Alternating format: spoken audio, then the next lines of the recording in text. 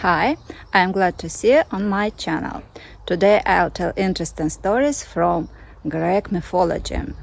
Enjoy listening and don't forget to subscribe.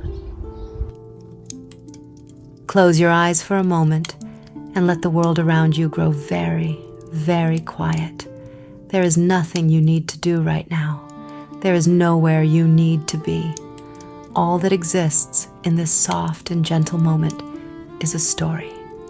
Because tonight we are going back, and among all those gods, among all those magnificent, terrible, radiant beings who sat above the clouds on the snow-capped peaks of Mount Olympus, there was one whose story is perhaps the most human of all. Her name was Hera. Say it softly. Hera. Even the name has a kind of weight to it, a kind of quiet authority, the way the air feels just before a thunderstorm arrives and everything goes still.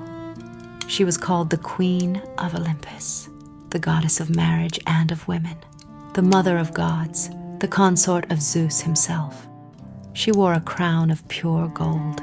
Her eyes were wide and very dark, the color of deep water, and ancient poets described them as the most beautiful eyes that had ever been seen, which is why they called her Bupis, the ox-eyed one, which in those days was not an insult at all, but the highest possible compliment, meaning that her gaze was vast and liquid and full of ancient power, like the eyes of a sacred animal. Her robes were woven from light itself, or so the stories say. She sat on a throne beside her husband, and that throne was made of ivory and gold, and from it she could see everything, every corner of every sea, every shadow of every mountain, every whispered word of every mortal and immortal who walked upon the earth below. And she watched.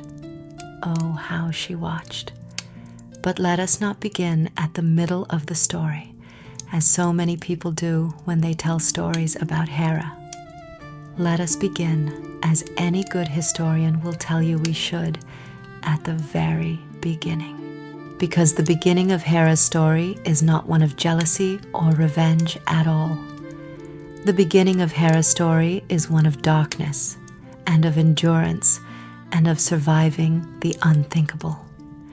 And when you understand what Hera survived before she ever sat upon her golden throne, then everything else, every act of fury, every pursuit of vengeance, every terrifying display of divine wrath begins to make a very different kind of sense.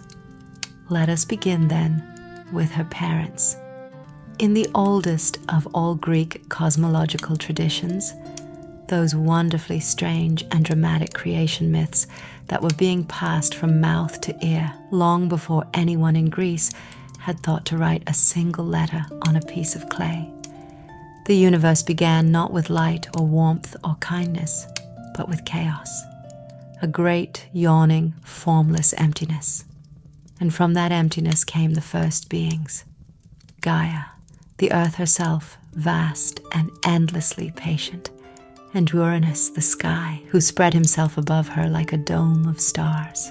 Gaia and Uranus had children together, and those children were extraordinary. The Titans, 12 of them in all, enormous primordial beings who were neither quite gods nor quite human, but something altogether older and stranger than either. They were the second generation of reality, if you like to think of it that way, the universe's second attempt at filling itself with something. Among these 12 Titans, there was one called Cronus. He was the youngest of the 12, and he was, in the particular way that youngest children sometimes are, the most ambitious, the most cunning, the most willing to do whatever was necessary to get what he wanted. He overthrew his own father, Uranus, in a way too unpleasant for a bedtime story, and he took the throne of all creation for himself. He made his sister Rhea his queen, for in those earliest mythological times there was no rule against such things. And besides, when you are one of only 12 beings in existence, you do not have very many choices. And together, Cronus and Rhea began to have children. Those children would become the Olympian gods. But here is the thing about Cronus, the thing that is important for our story. Cronus had heard a prophecy. He had been told by his own mother, Gaia, in some versions, or by fate itself in others, that one of his own children would one day do to him exactly what he had done to his father. One of his children would overthrow him. One of his children would take everything from him. And Cronus, who had worked so very hard to get everything he had, was not willing to let that happen. So he made a decision that was, by any measure, completely terrible. Every time Rhea gave birth to a child, Cronus would take that child and he would swallow it whole. Now, I know that sounds like the sort of detail that belongs in a nightmare rather than a lullaby. And I want you to know that I am telling you this part quickly, because it is not the part of the story we are here to dwell on. It is simply the part you need to know, because among the children that Cronus swallowed, without hesitation, without regret, simply as a practical measure against the inconvenience of his own offspring, was a little girl named Hera. Think about that for a moment, just a moment, and then let it settle into the back of your mind like a stone sinking slowly to the bottom of a very deep, very still pool. Before Hera was ever a queen, before she had her golden crown or her ivory throne or her peacocks or her powers, before she had ever been worshipped in a single temple or made a single decision or loved or hated a single soul, she was swallowed. She was enclosed in total darkness inside the body of her own father. She could not move, could not speak, could not breathe in the way that we breathe. She simply existed there, in the dark, for what the ancient stories suggest was a very, very long time indeed, and she endured it. That is the first thing you should know about Hera, the first real thing that tells you who she truly was beneath the crown and the vengeance and the fury. She endured. She survived an experience that would have unmade most beings entirely, and she came out of it not broken, but forged, the way that metal becomes stronger when it is subjected to extreme heat, the way that diamonds are only possible because of unimaginable pressure applied over unimaginable time. Whatever Hera became later in her story, she was first and always a survivor. She was eventually freed, of course. Her youngest brother Zeus, the one child Rhea had managed to hide from Cronus by wrapping a stone in baby blankets and presenting that to her husband to swallow instead, which is both cunning and somewhat darkly comic. Zeus grew up in secret on the island of Crete, raised by nymphs and fed honey by a sacred goat named Amalthea. And when he was grown, he found a way to force Cronus to disgorge all the children he had swallowed. They came out of their father in reverse order of swallowing, which means that Hera, who had been among the first swallowed, was among the last to emerge. She stepped back into the world, out of that long darkness, and she found that the world had continued without her. Time had passed. Her youngest brother was already a young man. The war between the Titans and the Olympians, the Titanomachy, as it would be called, was about to begin. And Hera, blinking in the light, stepped forward and took her place in it. The Titanomachy itself lasted 10 years, according to Hesiod, who was one of the oldest and most important sources we have for Greek mythology, and who wrote about these events in his poem called the Theogony, The Birth of the Gods, somewhere around the 8th century before the Common Era. 10 years of war between the Titans and the Olympians, a war so enormous and so violent that the whole earth shook with it, and the sea boiled, and the sky itself cracked.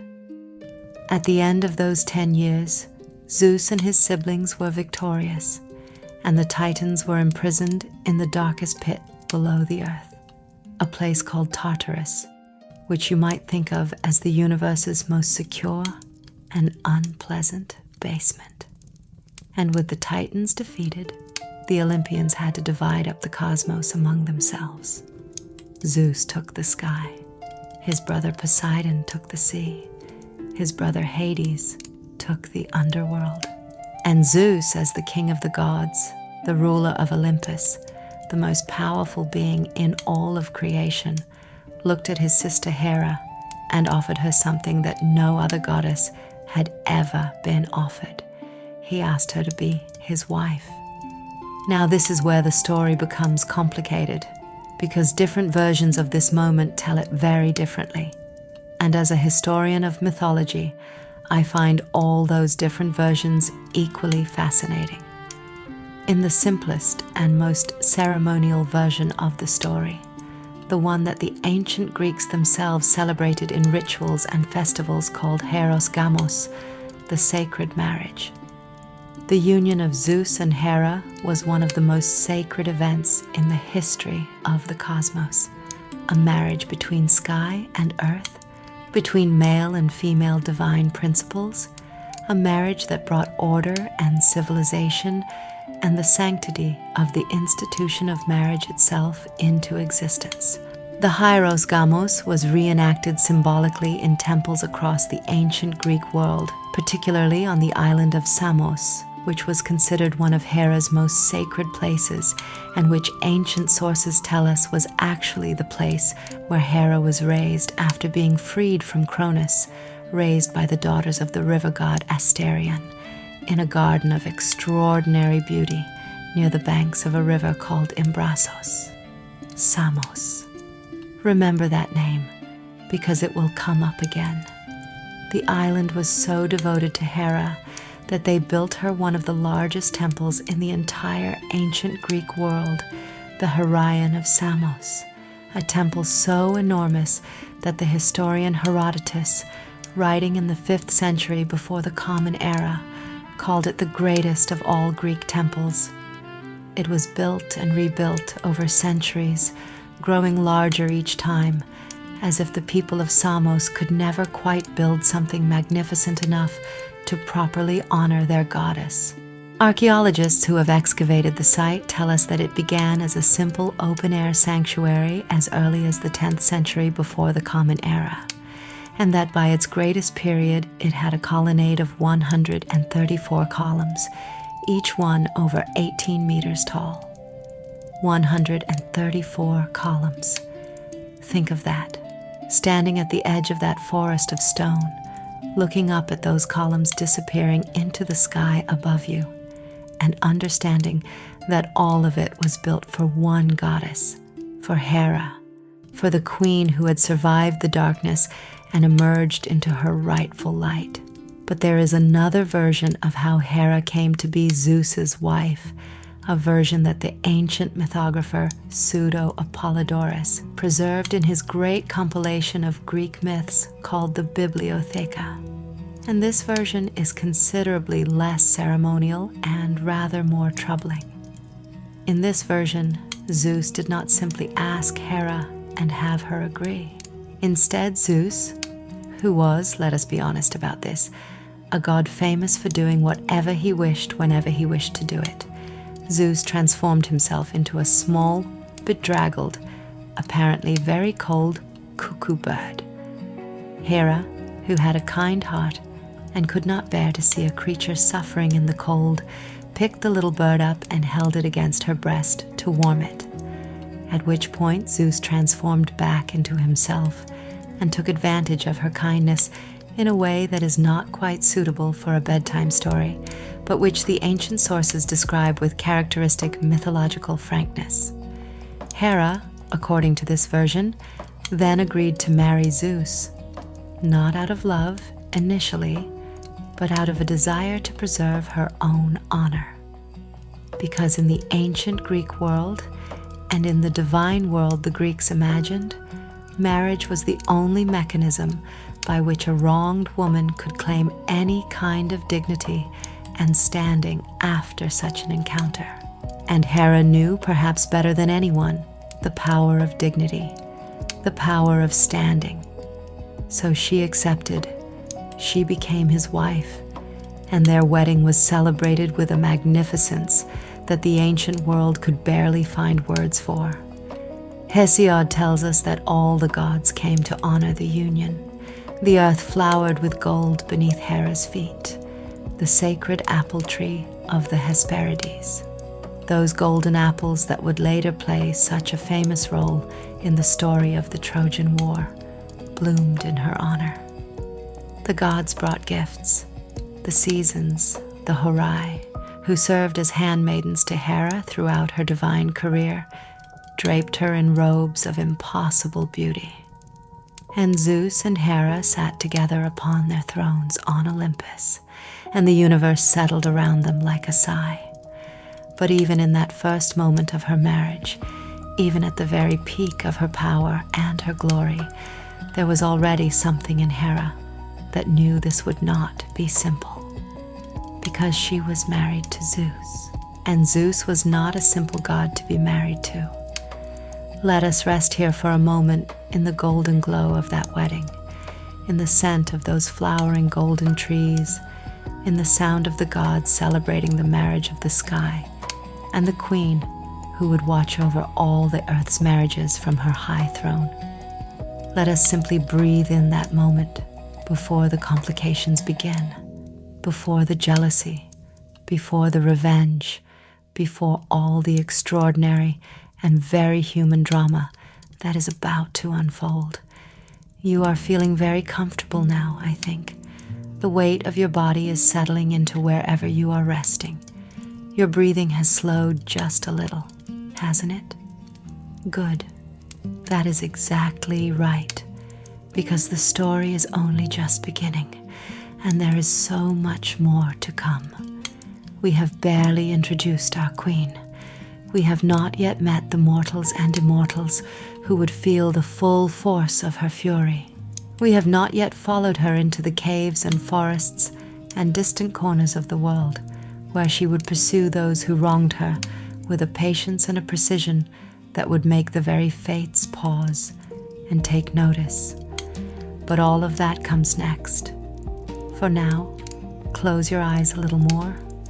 Let the image of Hera settle into your mind. Not the furious, vengeful Hera of the dramatic scenes. Not yet, but Hera as she was at the beginning.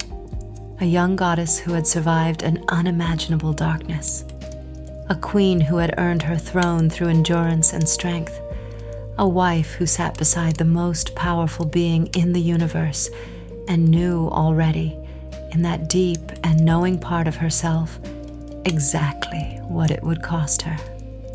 She sat upon her golden throne and she watched, and her eyes were very wide and very dark and very patient, and the story was just beginning. End of chapter 1. Chapter 2 will follow. The husband who wandered, Zeus and his many loves, and Hera's first acts of wrath. #Hera, the queen of jealousy and revenge.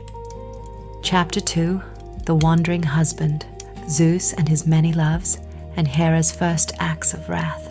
You are still here. Good. That makes me very glad, because what comes next is where the story truly begins to breathe, where it stops being a tale of ancient cosmology and divine architecture and becomes something altogether more familiar, more immediate, more uncomfortably recognizable. Because what comes next is a story about a marriage. And marriages, as any honest person will tell you, are rarely simple things, even when the people involved are not gods. Let yourself settle a little deeper into wherever you are resting. Feel the weight of your body, the warmth of the air around you. Outside, the world is doing whatever the world does at this hour. The wind is moving through trees, or rain is falling somewhere, or the streets are quiet in that particular way they get very late at night, when even the city seems to have decided to rest. And here, in this quiet, I want to tell you about what happened after the wedding. After the golden apple tree bloomed and the Horai dressed Hera in her celestial robes, and all the gods celebrated on Olympus, and the universe held its breath in the beauty of that sacred moment, I want to tell you what happened the morning after. Not literally the morning after, of course. The gods did not experience time quite the way we do, and the events I am going to describe unfolded across centuries rather than days.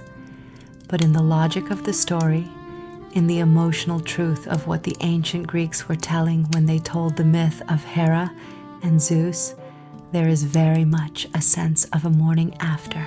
There is very much a sense of a woman waking up inside her marriage and beginning to understand, slowly and with growing clarity, exactly what she had agreed to. What she had agreed to was a husband who was constitutionally, fundamentally, apparently irreparably incapable of fidelity. Now, I want to be careful here, as a historian, to give you the full picture. Because Zeus was not simply a careless, thoughtless wanderer who gave no consideration to the feelings of his queen. The situation was considerably more complex than that, and the ancient sources reflect that complexity in ways that are genuinely interesting. Zeus, in the Greek religious tradition, was not merely a personality. He was a cosmic principle. He was the sky itself, the great animating force that descended as rain upon the earth to make things grow, that struck as lightning to reshape the world, that moved through all things as the divine masculine energy of creation.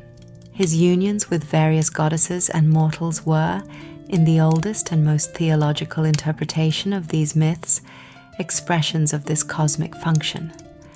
When Zeus lay with Demeter, goddess of grain, the harvest came.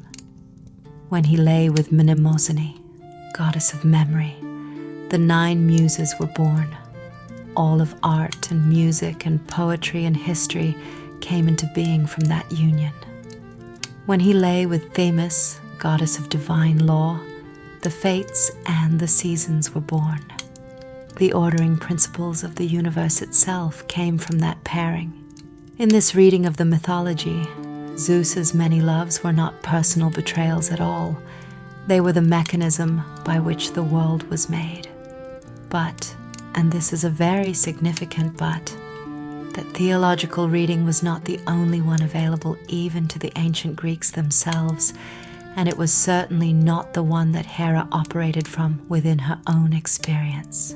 From where Hera sat on her ivory and gold throne, watching with those wide, dark eyes that missed nothing, the theological explanation and the personal reality were 2 entirely different things.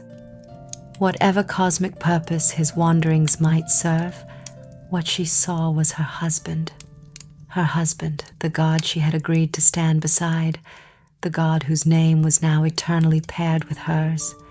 She saw him leaving. She saw him choosing others. She saw him looking at mortal women and divine nymphs and fellow goddesses with that particular quality of divine attention that, when Zeus directed it at you, apparently made it very difficult to look away or say no. And she felt something that the ancient poets described with a very specific Greek word, zelos. We translate this word today as jealousy, or sometimes as envy. But the original Greek meaning was richer and more layered than either of those English words captures entirely. Zelos was the burning, consuming awareness of what someone else has that you do not, or more painfully, of what someone else is receiving that should, by rights, be yours. It was a word that implied not just emotional pain, but a kind of righteous indignation, a sense that a wrong was being done, that the proper order of things was being violated. The ancient Greeks personified Zelos as a deity in his own right, the son of the Titan Pallas and the goddess Styx, and interestingly, a companion and attendant of Zeus himself, which adds a layer of mythological irony that I suspect the original storytellers were entirely aware of. Hera's zelos was not, in her own divine understanding, a weakness or a failing. It was a response to a genuine injustice. She was the goddess of marriage. She was the divine protector of the sacred bond between husband and wife. And her own husband was making a mockery of everything she represented over and over and over again, with what appeared to be no particular sense of guilt or restraint. The indignity of this situation was not merely personal. It was, from Hera's perspective, a cosmic offense. How could she uphold the sanctity of marriage for the mortals below when the king of the gods himself treated that sanctity as an optional consideration? This is the tension at the heart of Hera's story, and it is the tension that makes her such a compelling and endlessly fascinating figure. She was trapped between her divine function and her divine experience, between what she was supposed to represent and what she was actually living. And so she acted. She acted in ways that the ancient sources document with considerable detail, and she acted, it must be said, with a ferocity and a creativity that are genuinely impressive, even when they are also deeply troubling. Let us begin with the story that many scholars consider the earliest documented example of Hera's vengeful pursuit of one of Zeus's lovers, the story of Io, which appears in multiple ancient sources, but is perhaps most famously and most beautifully told in the tragedy Prometheus Bound, attributed to the great Athenian playwright Aeschylus, writing in the 5th century before the Common Era, and in the Metamorphoses of the Roman poet Ovid, writing some 400 years later. Two very different tellings from two very different cultural moments, and yet the emotional core of the story remains remarkably consistent between them, which tells us something important about how deeply rooted this particular myth was in the ancient imagination.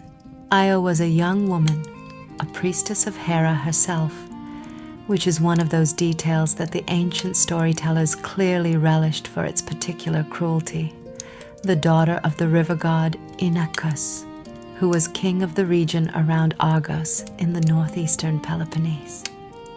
By every account, she was of extraordinary beauty, which in the world of Greek mythology was essentially a diagnosis rather than a compliment, because extraordinary beauty in a young woman in those stories almost invariably attracted the attention of a god, and divine attention of that kind almost invariably led to catastrophe.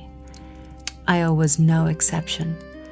Zeus noticed her, as Zeus noticed most things of beauty, and began to visit her, first in dreams, sending her visions that disturbed her sleep and filled her waking hours with a strange, restless longing, and then in person, appearing to her as she tended her duties at his wife's own temple. There is a particular dark irony in this detail that I want you to hold for a moment. Io was serving Hera. She was there in Hera's sacred space, performing the sacred rituals that honored Hera's divine power, and it was precisely in that sacred space that Zeus chose to pursue her.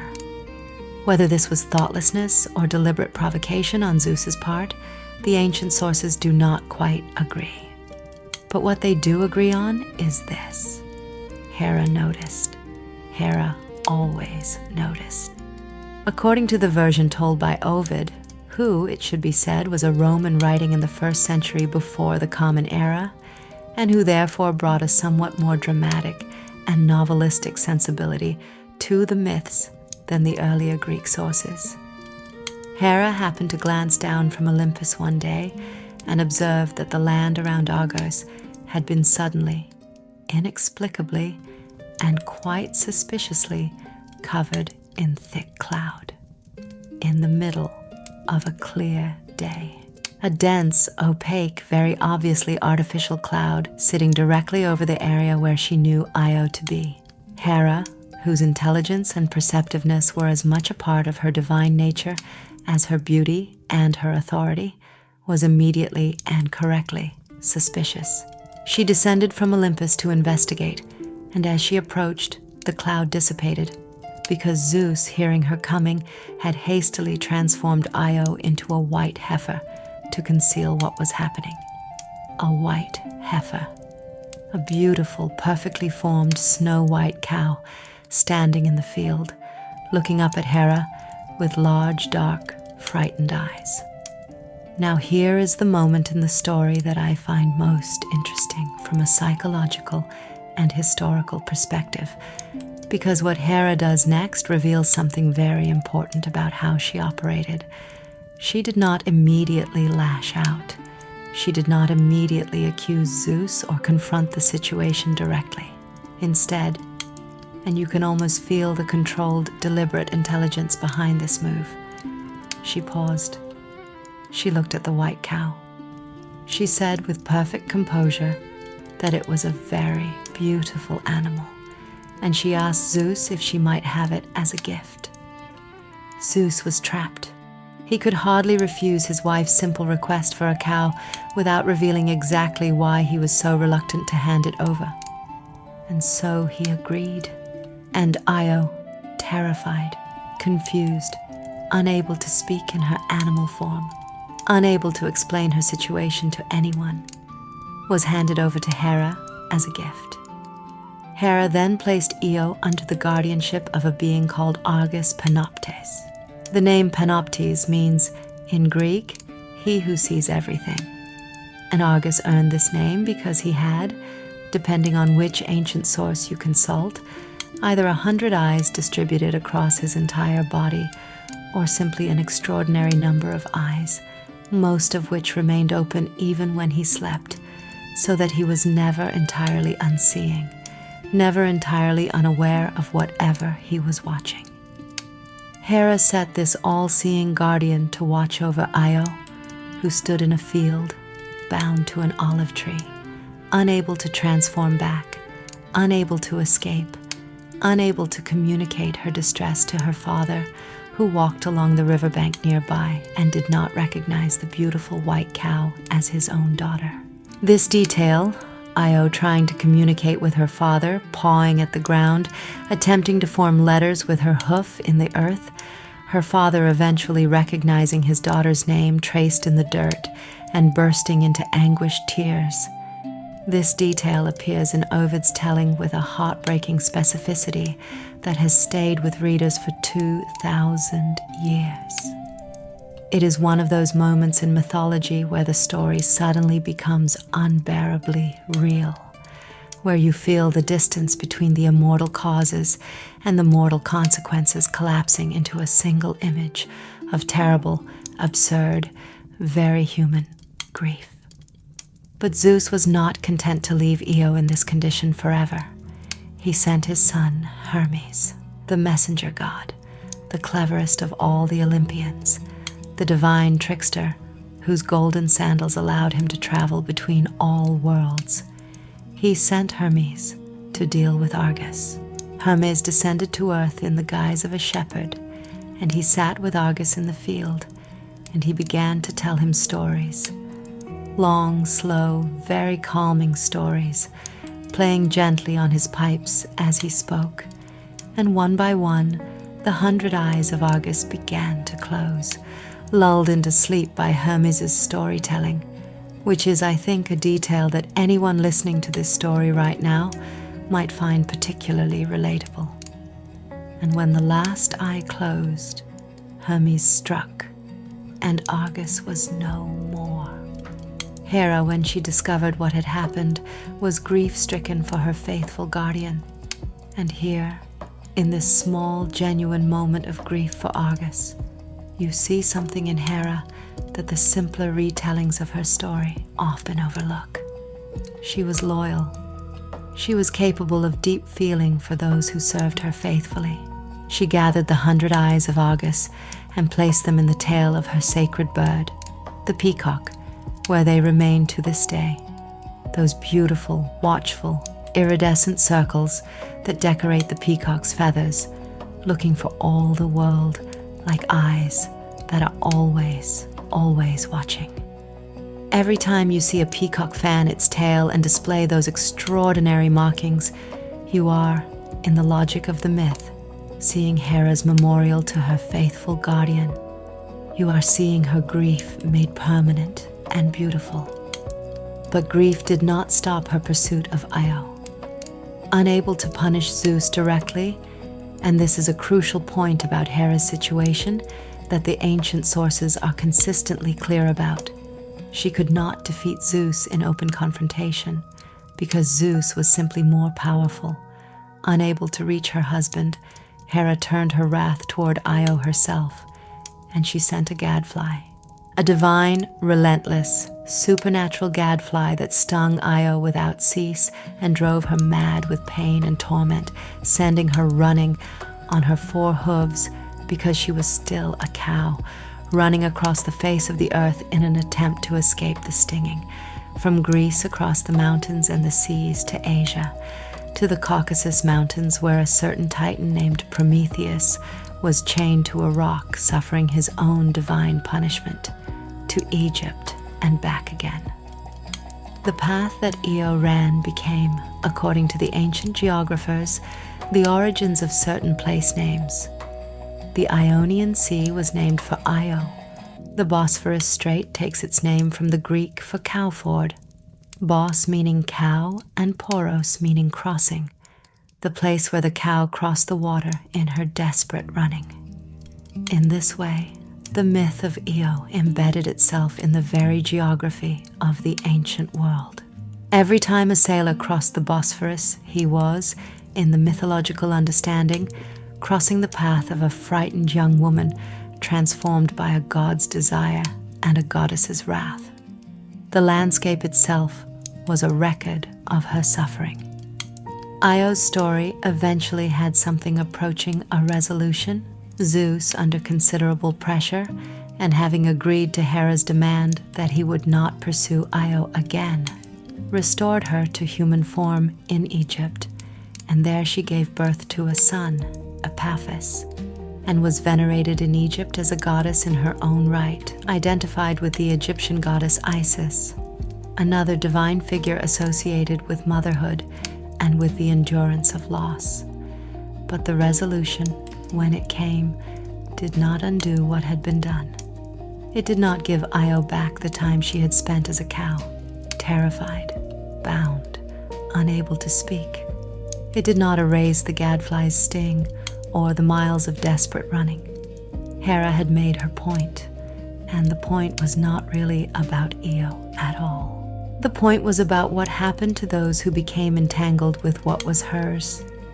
Not long after, in mythological time, which flows differently from ordinary time, like a river that sometimes runs fast and sometimes pools into deep stillness, Hera turned her attention to another of Zeus's loves, and this one, unlike Io, was not a mortal priestess caught in an impossible situation.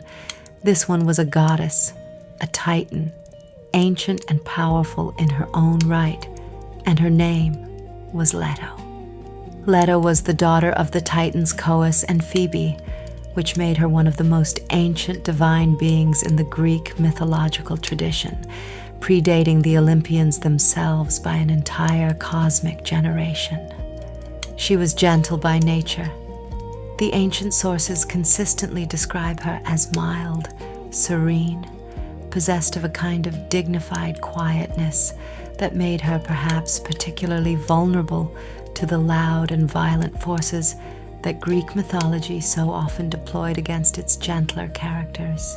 She and Zeus had a relationship that predated his marriage to Hera in some versions of the myth, which did not, in Hera's accounting, make it any less offensive, and as a result of this relationship, Leto was pregnant.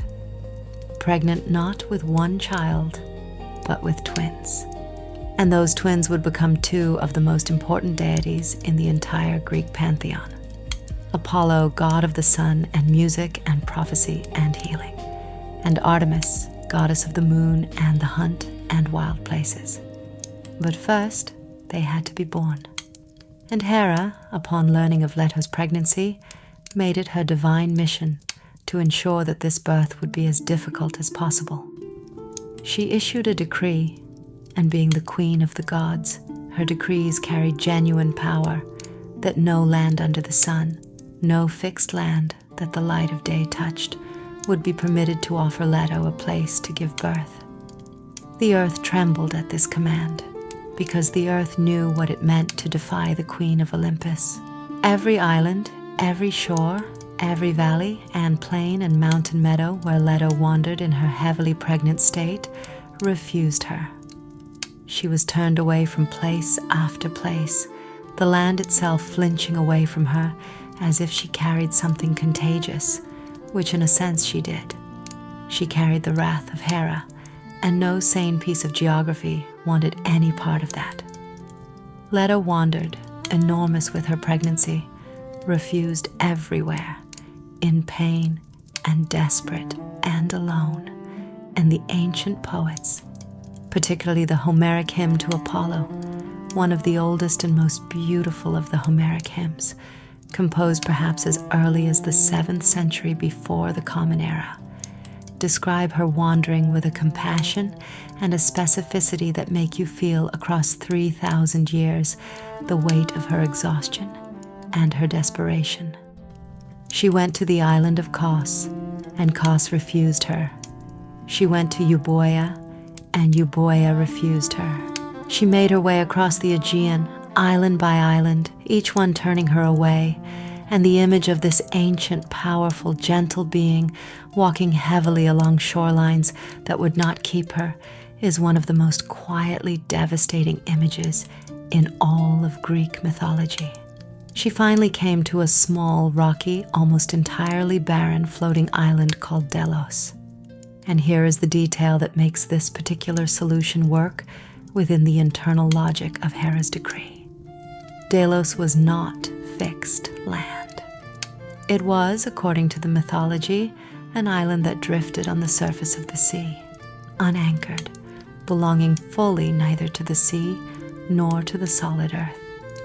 It was not the kind of land that Hera's prohibition technically covered, and either Hera had not thought of this particular loophole, or there were forces even Hera could not entirely override.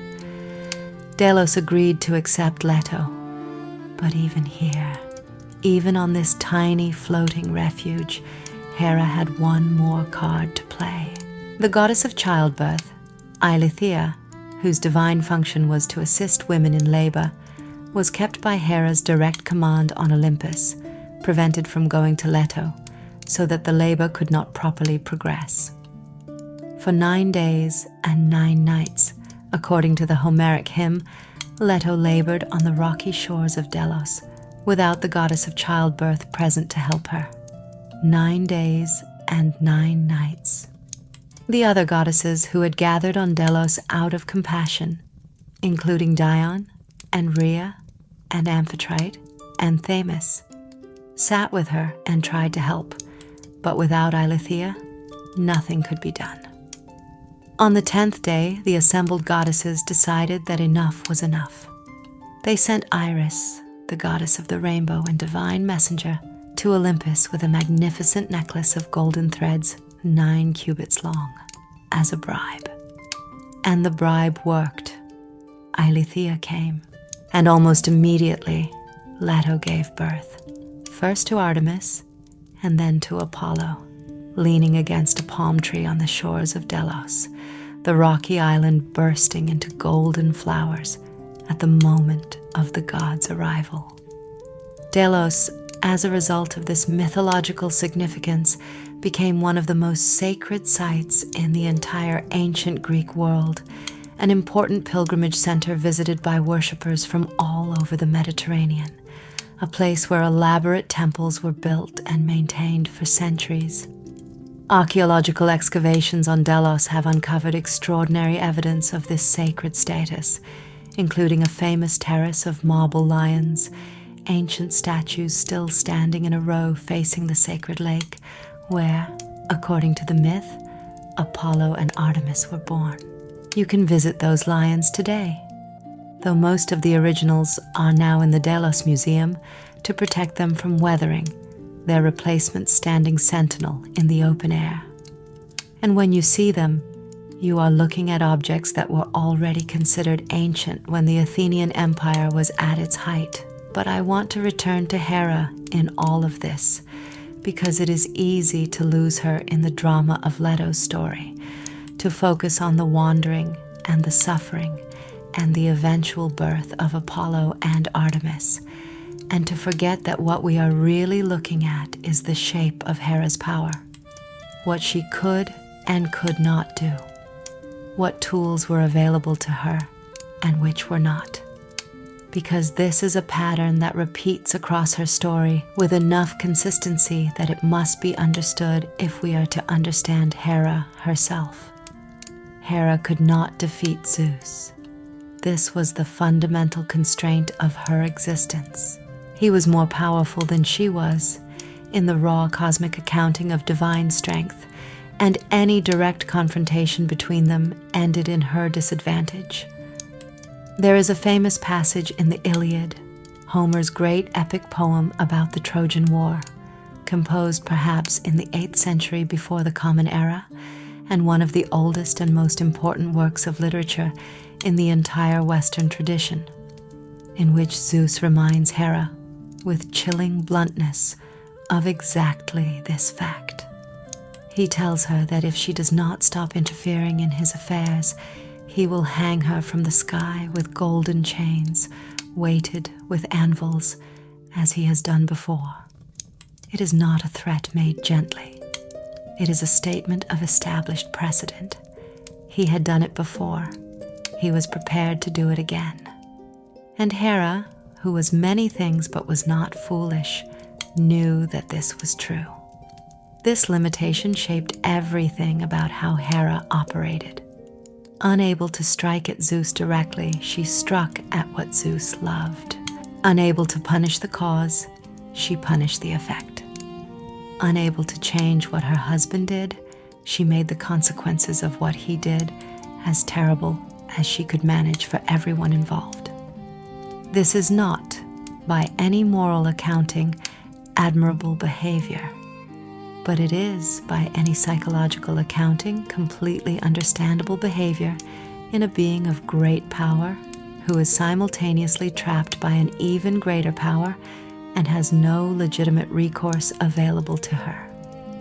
The ancient Greeks, who built temples to Hera and worshipped her as the protector of marriage and of women, were clearly capable of holding both of these things at once. The understanding that what Hera did was often cruel and unjust to the specific individuals who suffered her wrath, and the understanding that Hera herself was operating within a situation of profound injustice. She was the wronged party. She was the betrayed wife. And in the Greek world, as in most ancient worlds, the wronged wife had no divorce court, no legal remedy, no formal mechanism for addressing her grievance. She had only her own power, directed as she saw fit, and she directed it with extraordinary skill. There is one more story I want to tell you in this chapter, before the night deepens and your eyes grow heavier, and this one is perhaps the most dramatic and the most revealing of all Hera's early acts of wrath, because it involves not a mortal woman or an ancient Titaness, but a hero, one of the most famous heroes in all of Greek mythology, whose very name has become in our own time a byword for extraordinary strength and extraordinary trial.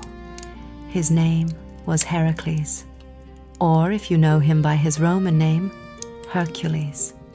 And Hera hated him from the moment he was born. Heracles was the son of Zeus and a mortal woman named Alcmene, who lived in the city of Thebes in central Greece. Alcmene was, by all ancient accounts, a woman of remarkable virtue and intelligence. She was the granddaughter of the hero Perseus, which made her already of semi-divine lineage, and she was married to a man named Amphitryon, whom she loved and was faithful to. Which makes what happened to her all the more troubling, because Zeus, in yet another demonstration of his extraordinary capacity for getting what he wanted regardless of the opinions of those involved, appeared to Alcmene disguised as her own husband, and from this encounter Heracles was conceived. Alcmene later gave birth to 2 sons, Heracles, the son of Zeus, and Iphicles, the son of her actual husband Amphitryon. And even before the births occurred, Hera had already begun to act against the child she knew was Zeus's. She did something that strikes me, every time I read it, as particularly cunning in its use of divine bureaucracy. She interfered with the timing of a birth. Zeus, in his pride, had publicly declared that the next descendant of Perseus to be born would be the ruler of all those around him, a grand proclamation made in the hearing of the gods, intended to ensure that his son Heracles would be guaranteed a position of power and authority from the moment of his birth. Hera, who had been listening, immediately went to work. She delayed Alcmene's labor, holding back the birth of Heracles, and simultaneously accelerated the birth of another descendant of Perseus, a boy named Eurystheus, born prematurely in the city of Mycenae. Eurystheus was born first, and so it was Eurystheus, not Heracles, who became the ruler under Zeus's proclamation. And it was Eurystheus who would, later in the story, become the man who sent Heracles on the famous 12 labors, those 12 extraordinary, almost impossible tasks that have defined the hero's story for 3,000 years. The 12 labors of Heracles were, in the mythological tradition, not a celebration of heroic achievement so much as a punishment, or more precisely, a consequence of what Hera did to Heracles when he was a young man. She drove him mad. She sent a divine madness upon him, a temporary but total loss of reason, and in this madness Heracles killed his own wife Megara and their children. When the madness lifted and he understood what he had done, the grief and the guilt were unbearable, and it was to atone for these deaths that he submitted himself to the service of Eurystheus and undertook the 12 labors. Hera's madness killed innocent people. It destroyed a family. It sent a hero, a genuinely extraordinary man who would go on to perform feats of courage and strength that would be celebrated for millennia. It sent him spiraling into the most terrible moment of his life. This is not a comfortable thing to sit with, and I do not want you to sit with it comfortably. The ancient Greeks were not comfortable with it either. There is a real moral weight in the myth of Hera and Heracles, a recognition that divine power exercised in human contexts produces human tragedy, that the quarrels of the immortals have mortal consequences, that the price of Hera's justified fury was paid not by Zeus, who felt no lasting consequence for his infidelity, but by a woman named Megara and children whose names we do not even know. And yet, and this too is part of the story's complexity, Hera did not ultimately destroy Heracles. Quite the opposite. It was precisely because of the 12 labors, born from Hera's wrath, that Heracles became the greatest hero in the Greek tradition. It was the trials she put him through that forged him. The name Heracles literally means, in Greek, glory of Hera. Hera plus kleos, glory. There is an argument, made by some ancient sources and echoed by modern scholars, that Heracles achieved his greatness because of Hera, not in spite of her. That her opposition was, in some terrible and uncomfortable way, the making of him. This argument does not exonerate Hera, but it adds another layer to her story that I think is worth holding as you drift toward sleep. The idea that great opposition can produce great strength, that the most terrible trials can become, in retrospect, the most important journeys. It is not a comforting idea exactly, but it is a true one. And the ancient Greeks, who had very little patience for comfortable lies, preferred truth. So here is where we leave Hera at the end of this second chapter. We have seen her watching from her golden throne. We have seen her intelligence, her patience, her creativity, her cruelty. We have seen her use every tool available to a goddess who cannot strike her primary target directly. The divine guard, the gadfly, the interfered with childbirth, the scent madness. We have seen her grief for Argus. We have seen her issue decrees that moved the very earth. And we have seen in all of it a being who is utterly, completely, almost painfully comprehensible. A being who is, beneath the divine power and the sacred fury, recognizably, achingly human in her suffering. She was betrayed. She was powerless to address that betrayal at its source. She did what she could with the power she had. The results were often terrible, and she sat on her throne, and she watched, and the burning in her chest that the Greeks called Zelos did not go out. It never quite went out, but it changed her. With every act of wrath, with every pursuit across the earth, with every clever move in her long, slow, unwinnable war against the consequences of her husband's wandering, something was deepening in Hera. Something was growing more complex, more layered, more interesting than simple jealousy or simple rage. She was becoming something that the later stories would capture in increasingly sophisticated ways.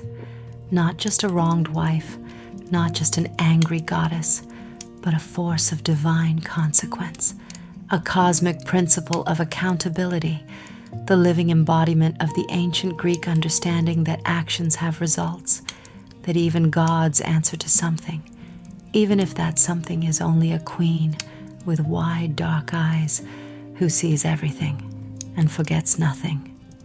The peacock's tail spread its 100 watching eyes.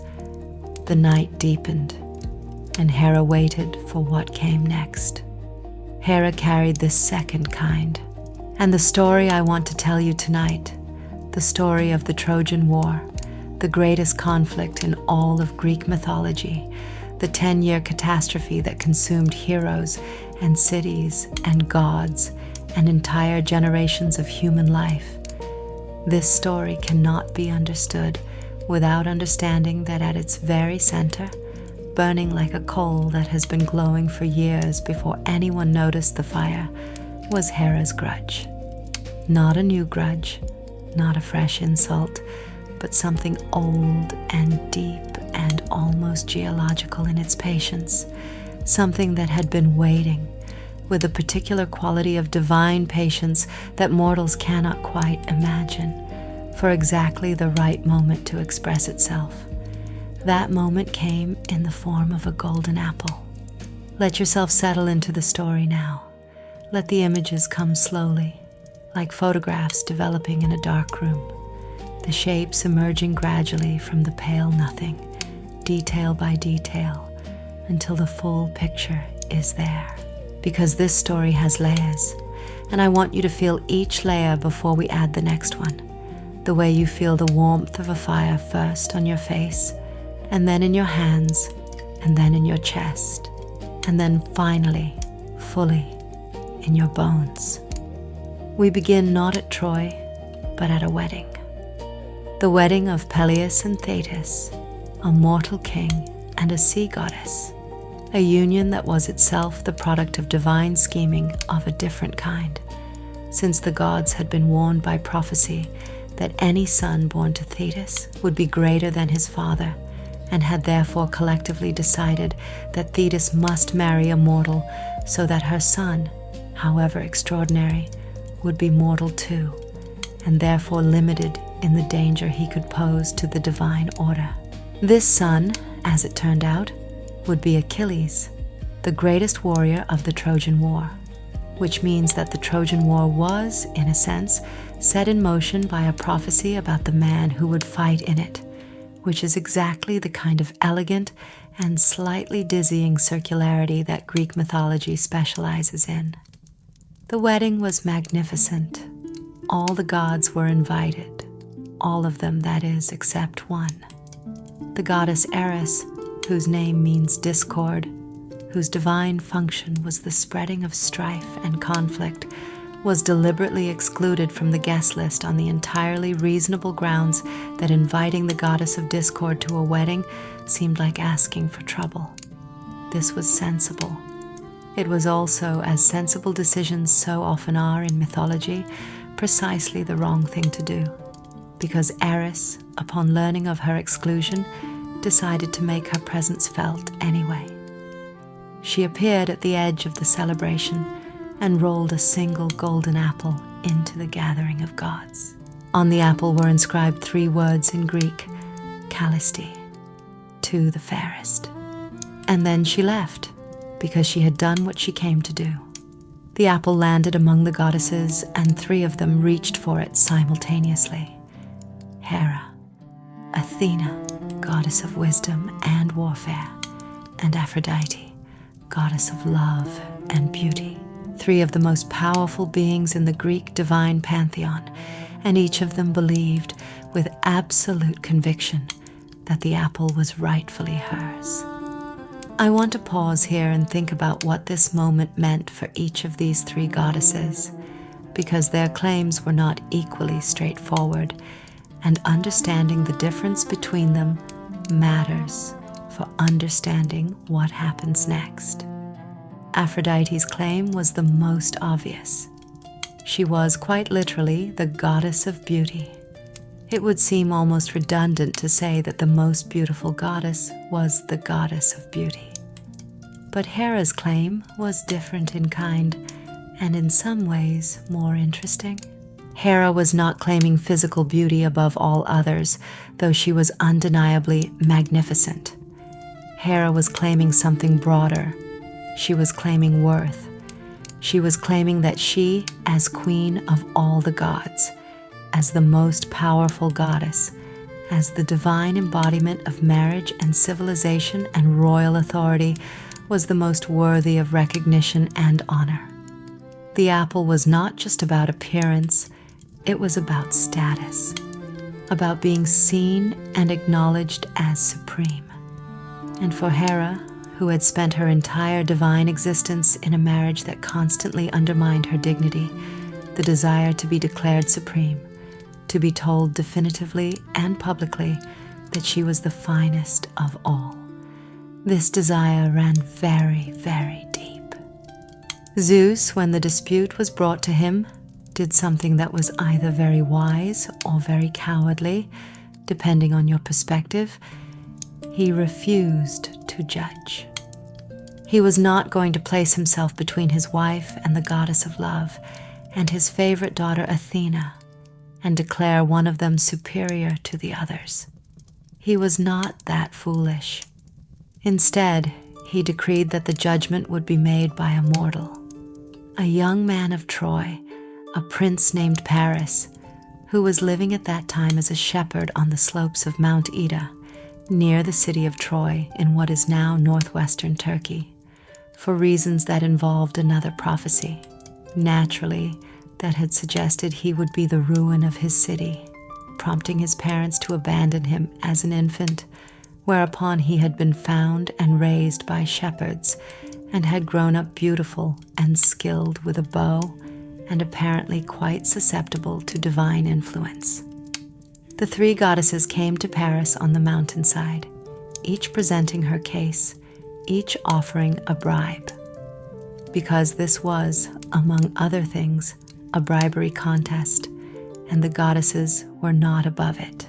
Hera offered Paris power, kingdoms, dominion, the ability to rule over vast territories of men.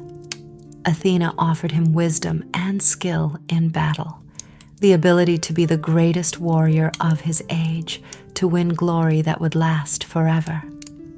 Aphrodite offered him the most beautiful woman in the world. Paris chose Aphrodite's gift. The most beautiful woman in the world was Helen, daughter of Zeus and the mortal Leda, wife of Menelaus, king of Sparta. She was married. This was not a concern that Paris allowed to interfere with his decision, and it was not a concern that Aphrodite, who had made a promise and intended to keep it, allowed to interfere with her assistance. Paris traveled to Sparta as a guest of Menelaus, and under the sacred rules of guest friendship, xenia, one of the most inviolable principles of ancient Greek civilization, the bond between host and guest that was protected by Zeus himself and that made the betrayal all the more terrible. Under those sacred rules, he accepted Menelaus's hospitality and then left with his wife.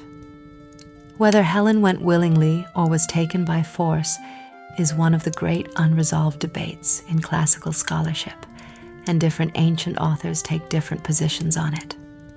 Homer, in the Iliad, presents her as a woman of genuine complexity, someone who sometimes seems to regret her situation and sometimes seems committed to it, someone who mourns what she has caused and yet remains in Troy, someone whose interiority is suggested rather than explained.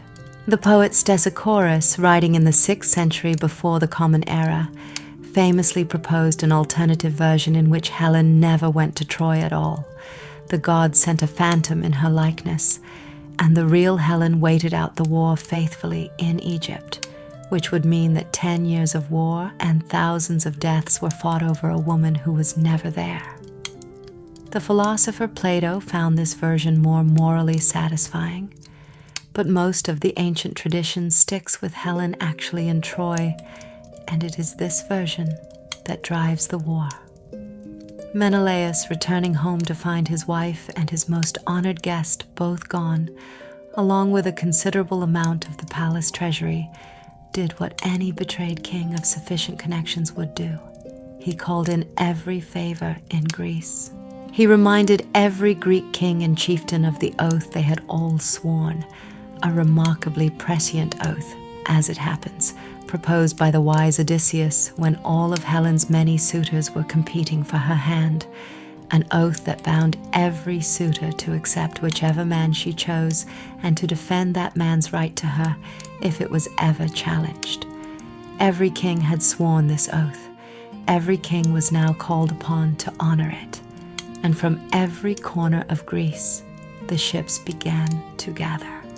1,000 ships. The face that launched 1,000 ships.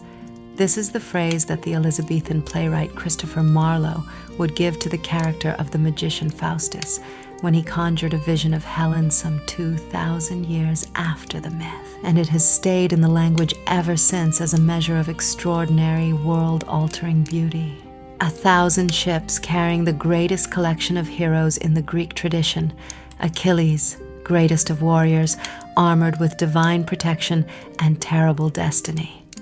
Odysseus, cleverest of men, who would spend 10 years trying to get home after the war ended. Ajax, enormous and steadfast. Agamemnon, king of Mycenae, commander of the Greek forces, and the kind of leader who is effective precisely because he is too proud to ever admit a mistake, which is also the quality that will eventually destroy him. They all came. They all sailed across the Aegean toward the city of Troy, and watching all of it from her high throne on Olympus was Hera.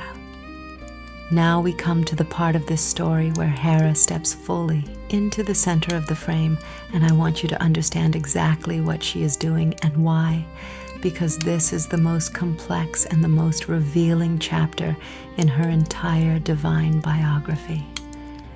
The Trojan War was not just a war between Greeks and Trojans. It was simultaneously a war between gods, a divine conflict that ran in parallel with the human one, in which the Olympians chose sides and interfered with the outcome and argued with each other with an energy and a viciousness that sometimes makes the divine machinations more dramatic than the human ones.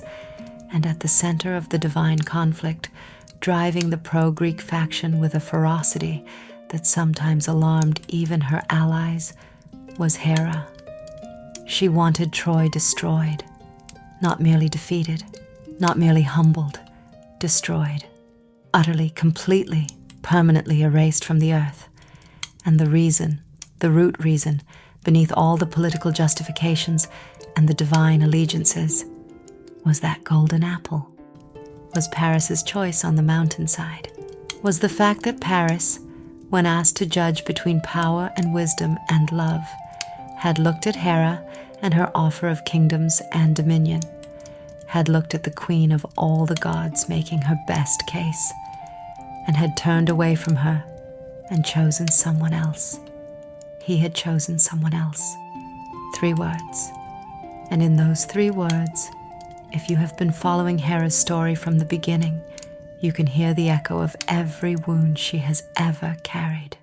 Her husband choosing someone else, over and over again.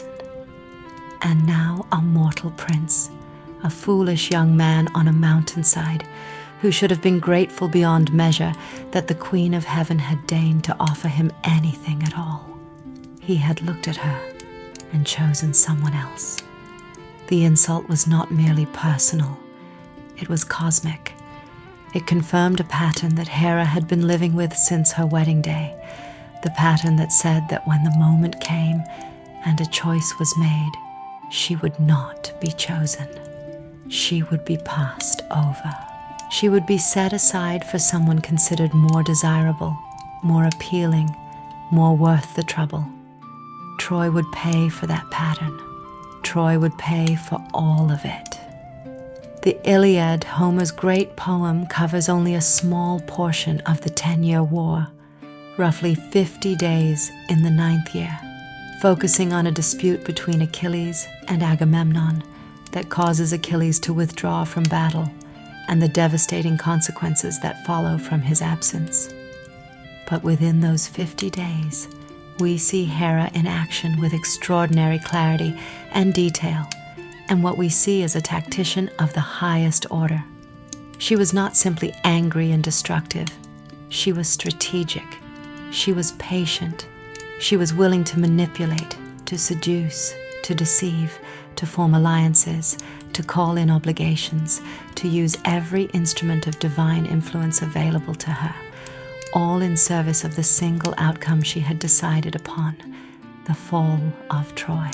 Let me give you 2 specific examples from the Iliad, because they illuminate different sides of Hera's character, and both are remarkable in their own way.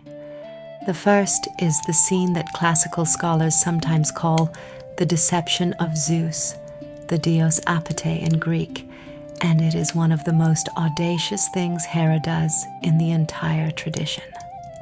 The situation was this. The battle was going badly for the Greeks. Achilles had withdrawn from fighting after his quarrel with Agamemnon, and without him, the Trojans, led by the magnificent Trojan prince Hector, whom Homer treats with such sympathy and such humanity that readers have been rooting for him across 30 centuries. The Trojans were pushing the Greeks back toward their ships. Zeus, who had his own complicated reasons for wanting Achilles' absence to be felt, was allowing this to happen and had forbidden the other gods from interfering in the battle.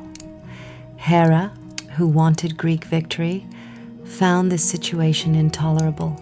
She could not openly defy Zeus's decree, so she did something else instead. She seduced him. She prepared herself with extraordinary care. Homer describes this preparation in detail that is almost domestic in its specificity, which is part of what makes it so memorable. She bathed and anointed herself with a divine oil whose fragrance filled all of heaven and earth. She dressed her hair, she put on her most beautiful robes.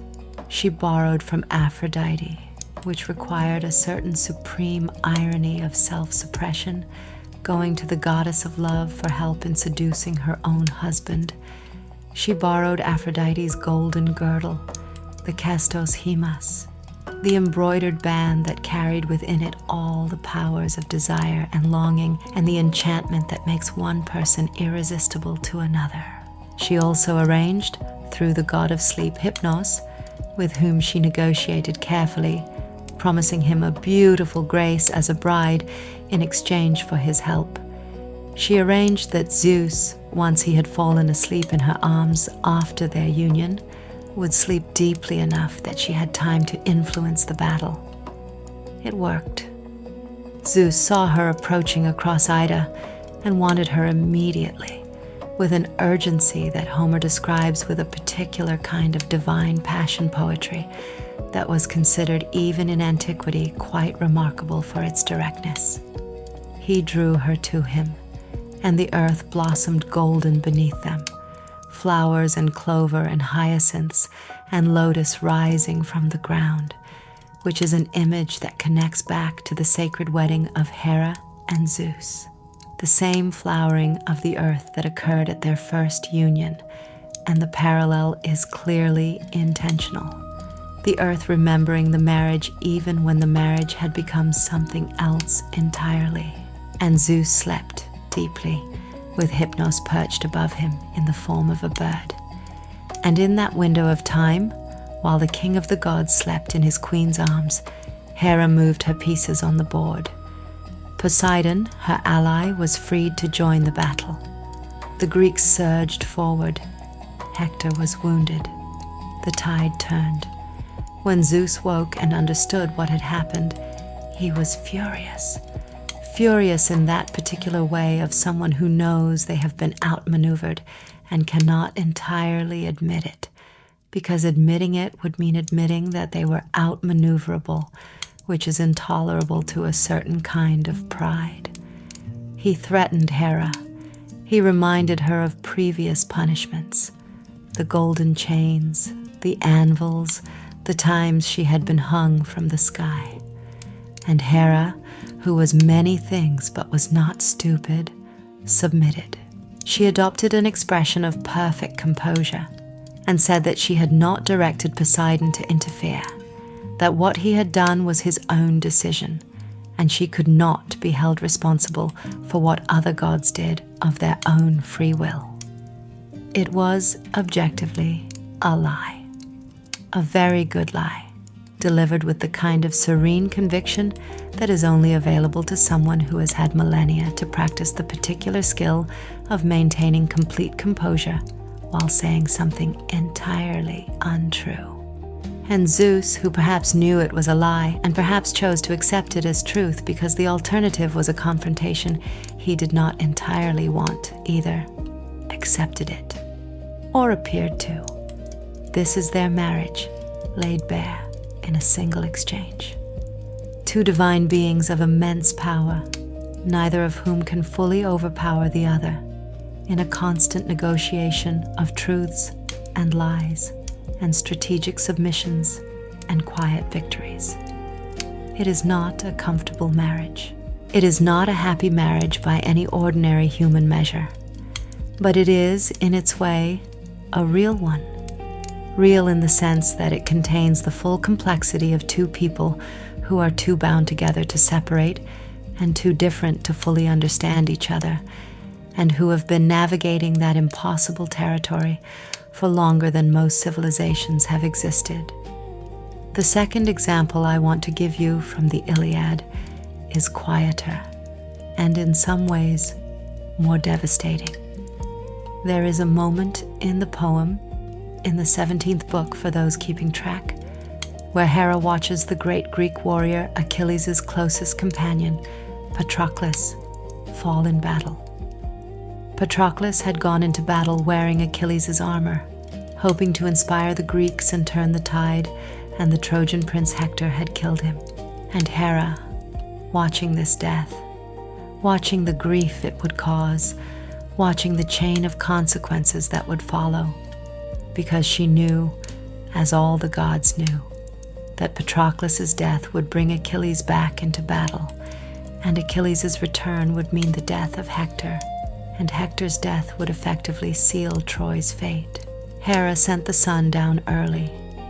She looked at the battle raging below, and she made the sun set before its time, so that the fighting would stop for the day, and the Greeks could gather Patroclus' body and mourn him properly, and Achilles would have time to receive the news and process his grief before the next day's battle. It was an act of, what do we call it? Mercy seems too small a word for intervention in the movement of the sun. Consideration, perhaps.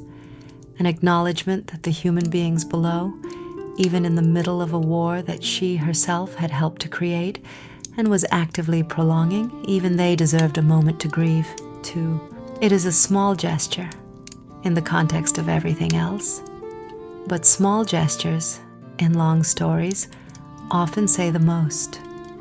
Troy fell in the 10th year.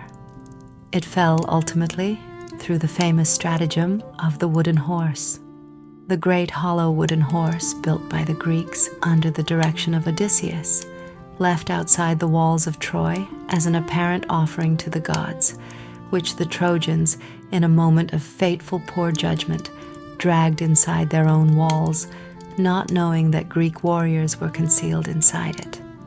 The horse was Athena's idea, primarily, and Odysseus's execution. It was not, strictly speaking, Hera's plan. But Hera did not mind who got credit for the final execution, so long as the end result was what she had decided upon.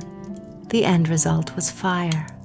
The Greeks poured out of the horse in the darkness, opened the gates to the waiting Greek army, and Troy burned. The great city, whose walls had been built by the gods themselves in some versions of the myth, whose towers had stood for generations, whose streets Homer describes with such specific and affectionate detail that archaeologists spent centuries looking for the real city beneath the legend, and eventually, extraordinarily, found it. Troy burned. King Priam was killed. The Trojan women were taken as slaves and prizes of war.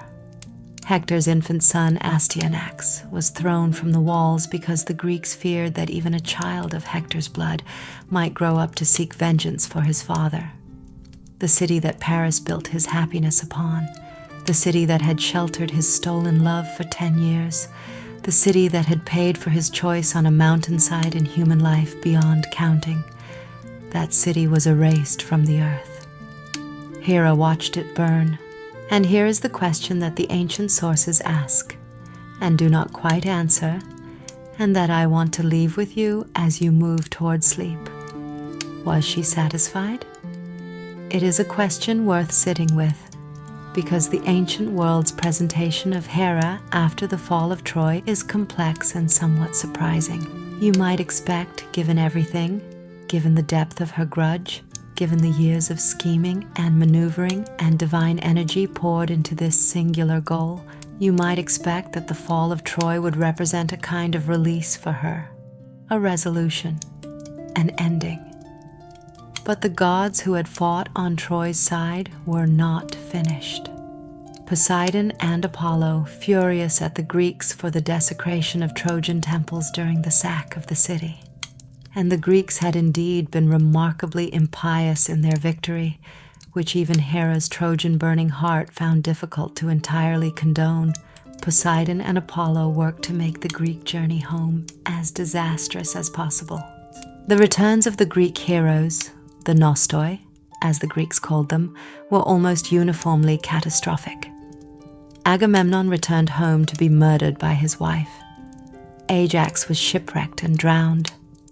Menelaus wandered for years before reaching Sparta with Helen. Odysseus spent 10 years trying to get home. And Hera who had wanted this war, who had driven it for 10 years, who had schemed and seduced and manipulated and watched with burning patience for the moment she had been waiting for since a young man on a mountainside chose Aphrodite instead of her, Hera, in the aftermath, actually intervened to try to save some of the Greek ships from Poseidon's storms. Not all of them. Not always effectively. but she tried. Because here is the thing about Hera that the Trojan War, more than any other story in her mythology, makes completely clear. She was not simply a force of destruction. She was a force of justice in her own divine accounting, however terrible that justice looked from the outside. She had wanted Troy destroyed because Troy represented the triumph of one particular wrong, the wrong of being passed over, being found insufficient, being set aside in favor of something shinier and more immediately appealing. When that wrong had been answered, when the city of Paris's choice had been returned to the earth from which it came, she did not continue the destruction for its own sake. The fire that had burned in her for years, it did not go out entirely. It could not. But it banked itself.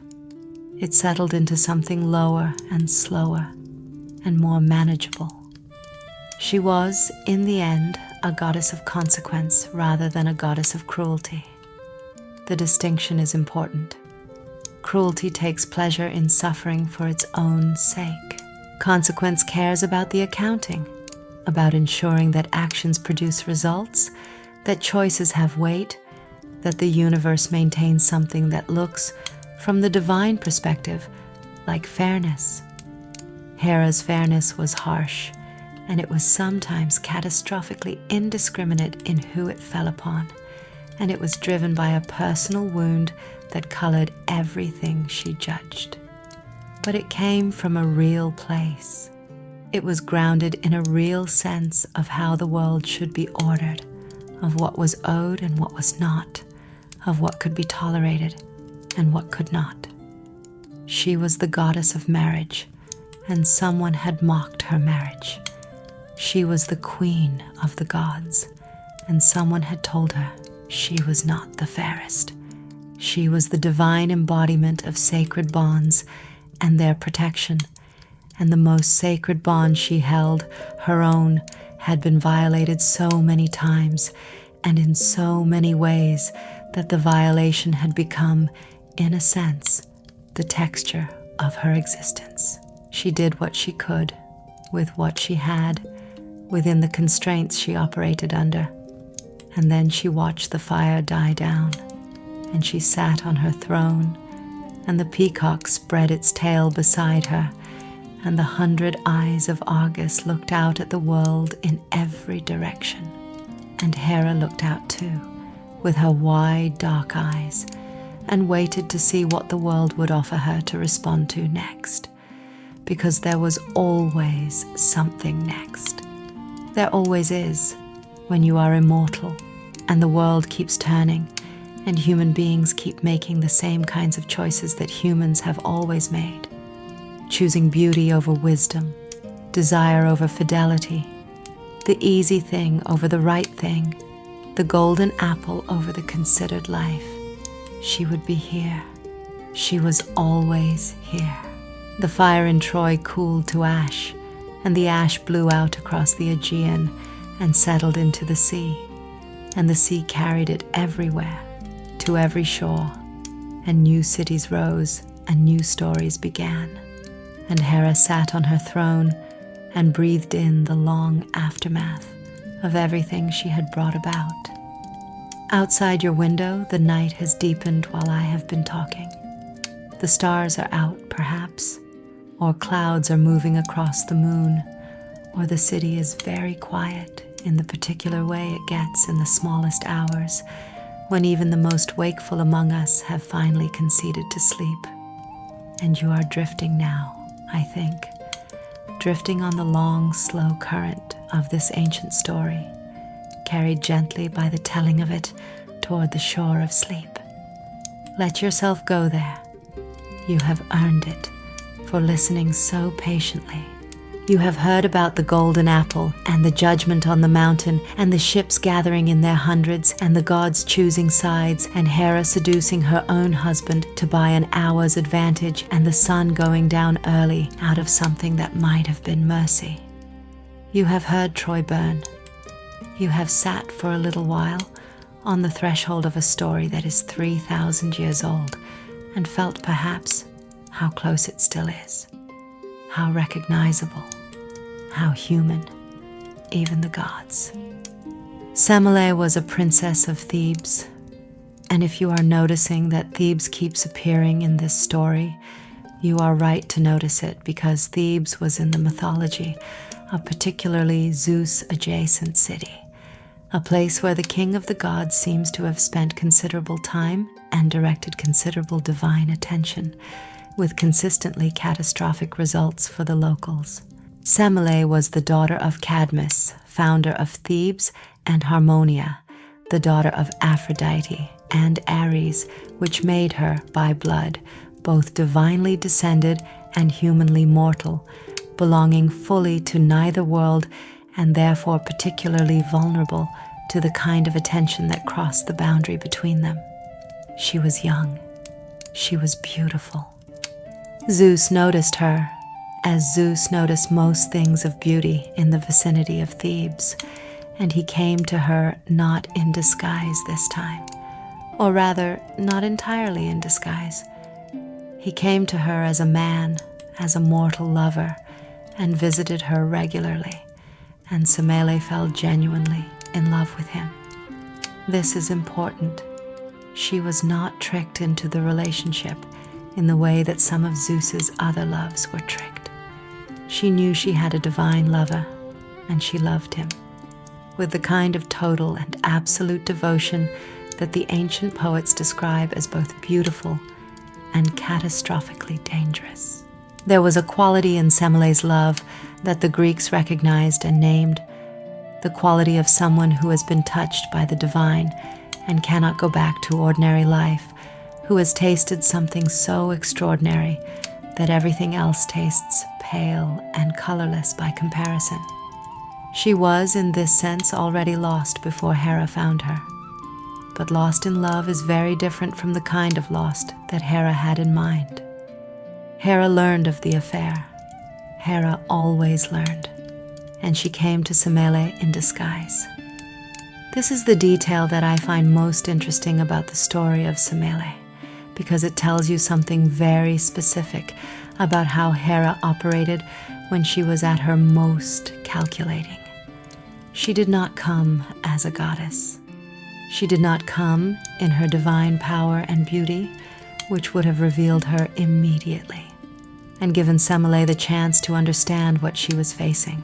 She came as an old woman, specifically as an old woman who looked remarkably like Semele's old nurse, Beroe, a figure of comfort and trust and familiar domesticity.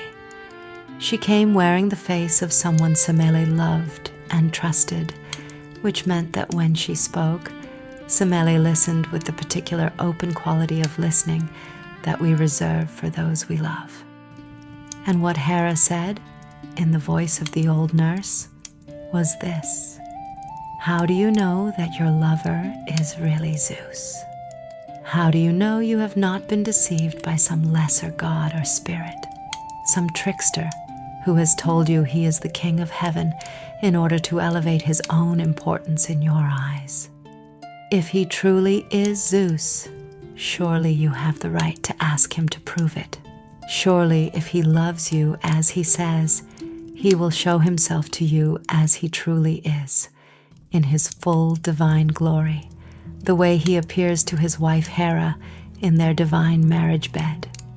It was a perfect trap, constructed with absolute precision.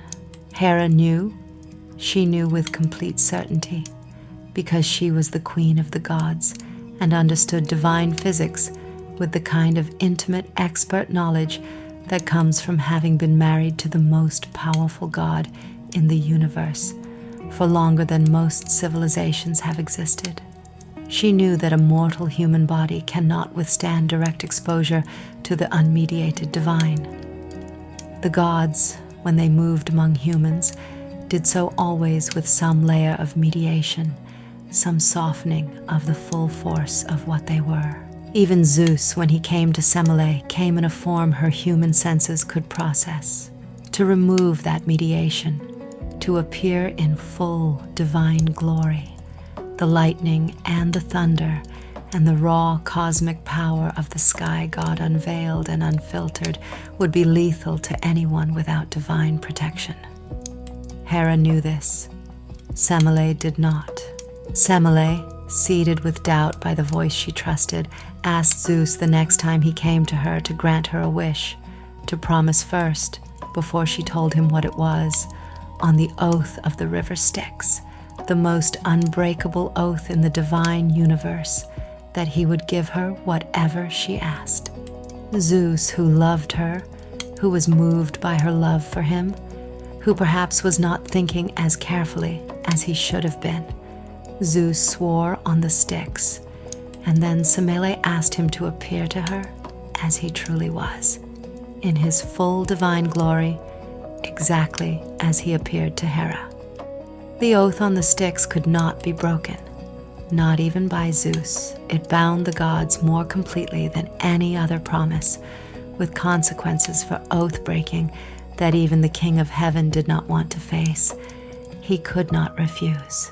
He could not explain why he should not do this, because to explain would be to reveal that Semele was in danger, and revealing that would require revealing that someone had put her in danger, and that someone was his wife. And that conversation, that entire complicated, guilt-laden conversation, was not one Zeus was equipped to have at this particular moment. So he appeared to her as he truly was, and Semele was consumed, the full divine power of Zeus, the lightning, the thunder, the raw light of heaven. It was too much for a mortal body. She was burned away in an instant, her mortal form simply unable to contain the experience. But Zeus, and here the myth performs one of those extraordinary reversals that keep it from being simply a story about cruelty. Zeus snatched from her burning body the child she was carrying, the child who was not yet fully formed, and he sewed the infant into his own thigh to complete the gestation there, in divine warmth, protected by divine flesh. That child was Dionysus, god of wine and theater, and divine madness and transformation. One of the most important and most beloved gods in the entire Greek pantheon, the god whose worship would shape Greek culture for centuries, who would eventually be admitted to Olympus itself in a story we will come to in a moment. Dionysus, the son of a mortal woman burned by divine light, carried to term in the thigh of the god of thunder, born twice, once from his mother and once from his father. His very existence was a monument to what Hera had done to Semele. And Hera, when Dionysus was born and began to grow into his divine nature, turned her attention to him too.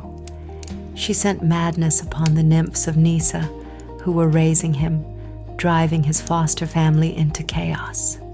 Later, when Dionysus was a young god beginning to travel the world spreading his worship and his wine, she sent madness upon him too, a terrible wandering divine madness that sent him across the earth in a state of divine confusion that mirrors, rather precisely, the torment she had inflicted on Io with her divine gadfly.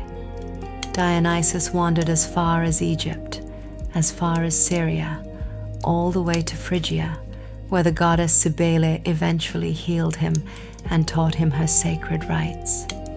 The madness Hera sent became, in a certain mythological logic, the foundation of Dionysic worship itself. The divine frenzy, the mania, the loss of ordinary self that characterized the worship of Dionysus was born from the frenzy Hera inflicted upon him. Once again, and with the same unsettling circularity we saw in the story of Heracles, Hera's opposition became the making of what she opposed.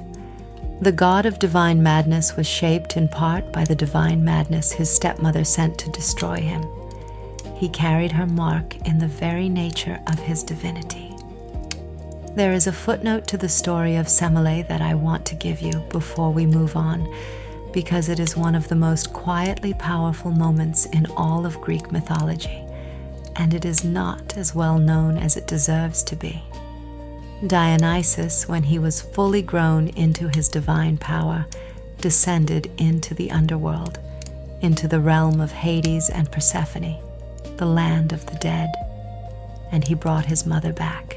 He found Semele among the shades of the dead, and he carried her up into the light, and she was given a place on Olympus under the name Thyone, and she became a minor goddess, honored and acknowledged, no longer a dead mortal girl consumed by lightning, but something else, something that had survived the unsurvivable and been transformed by it.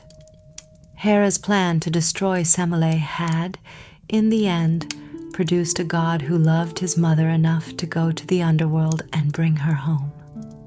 This is the kind of story the ancient Greeks told. Stories where the consequences of cruelty loop back in ways that cannot be entirely predicted, where the destroyed become the foundation of something that endures. Now let us talk about Callisto, because Callisto's story is different from Semele's in ways that matter, and the difference tells us something important about the range and the flexibility of Hera's wrath. Callisto was a nymph, a companion of Artemis, the virgin goddess of the hunt, who was also the twin sister of Apollo and the daughter of Leto. Leto, whose terrible labor on Delos we discussed in the previous chapter. Artemis and her companions lived a life deliberately set apart from the world of male desire and divine attention. They hunted together in wild places. They swore vows of chastity. They formed a community of women who had chosen, or been given the choice, to remain outside the structures of marriage and reproduction that defined most women's lives in the ancient world. Callisto was one of Artemis's most beloved companions, and she had sworn the same vow. Zeus violated that vow.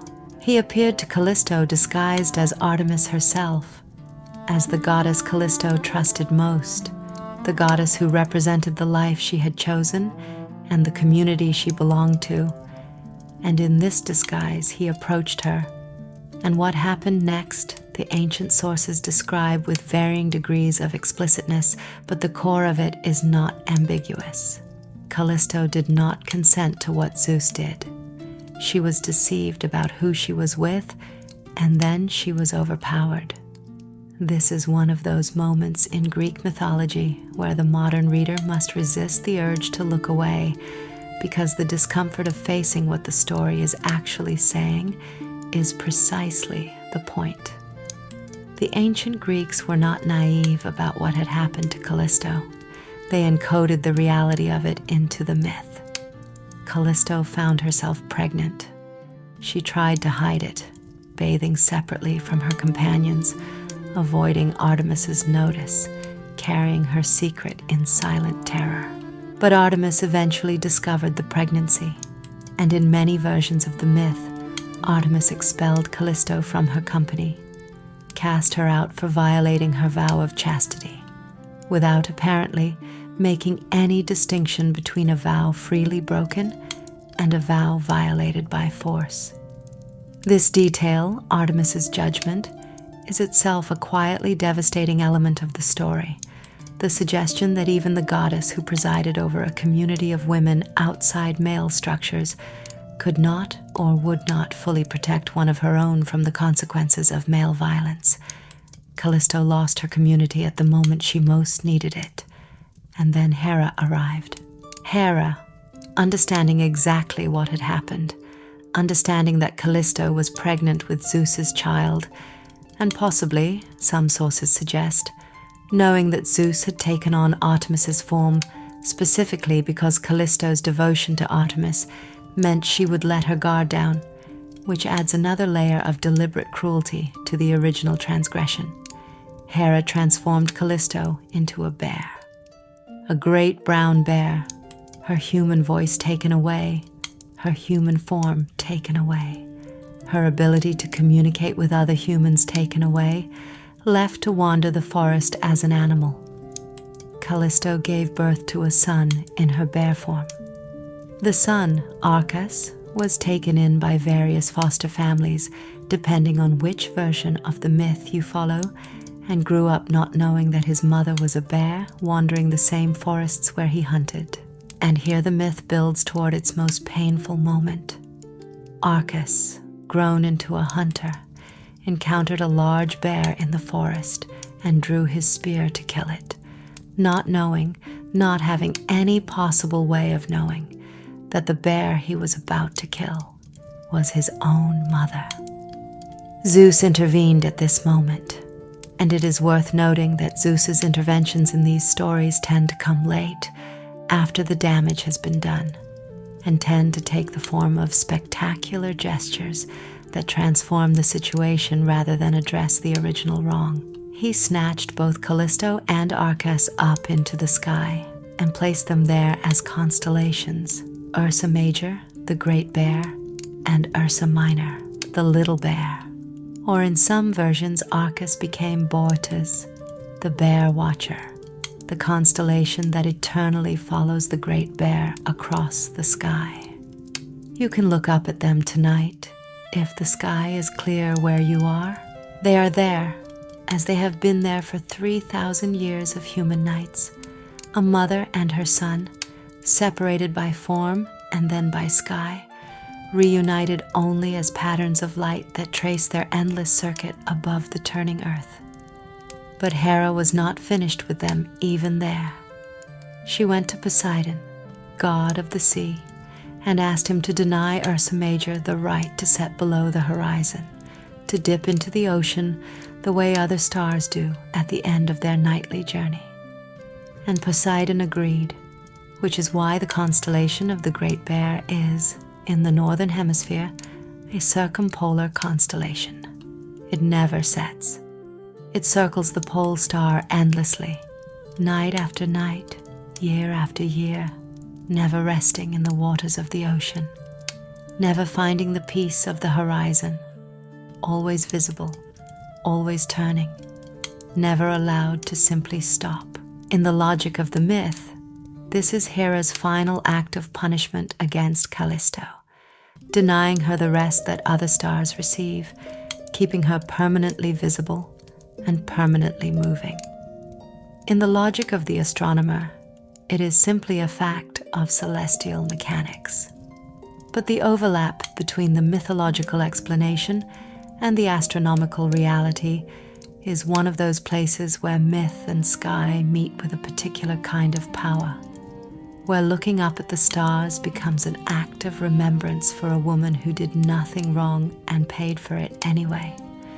Callisto's son Arcas, by the way, became the mythological ancestor of the Arcadians, the people of Arcadia, the wild central region of the Peloponnese that the ancient Greeks associated with pastoral innocence and natural beauty and a way of life untouched by civilization.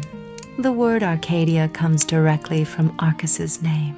The image of Arcadia as a place of innocent beauty, an image that Renaissance painters and poets would return to obsessively, that has become in our own culture a byword for pastoral paradise, traces back, through the naming, to the son of a woman who was raped by a god and turned into a bear by a queen who could not reach the god himself.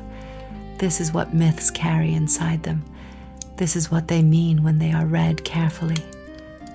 Echo's story is different again, and in some ways it is the strangest of the four I am going to tell you tonight, because Echo was not a lover of Zeus. She was not pursued by him, not violated by him, not the mother of his children. Her crime, if we can call it that, was much smaller and much more human. Echo was a nymph of extraordinary vocal gifts. She was, in the language of her myth, a great talker, vivacious, quick, possessed of a voice so beautiful and so clever that she could charm anyone who listened to her. This gift she had used, at some point in her past, in service of Zeus. When Zeus came down from Olympus to pursue his various loves among the mountain nymphs, Echo would engage Hera in long, elaborate, entertaining conversation, holding the goddess's attention with her voice and her stories and her charm, keeping Hera talking long enough that Zeus could conduct his affairs without interference. She was, in other words, Zeus's accomplice, not in the transgressions themselves, but in the concealment of them. When Hera discovered this, and Hera always discovered things, she punished Echo with what may be, in its particular cruelty, the most precisely targeted punishment in her entire mythological career. She did not hurt Echo's body. She did not transform her into an animal or drive her to wander in torment. She took the thing that Echo valued most, the thing that had been both her gift and her tool, the thing that defined her in the mythological world. She took her voice. Not entirely. She left Echo with one vocal capacity: repetition. Echo could still speak, but she could only repeat the last words she heard. She could not initiate conversation.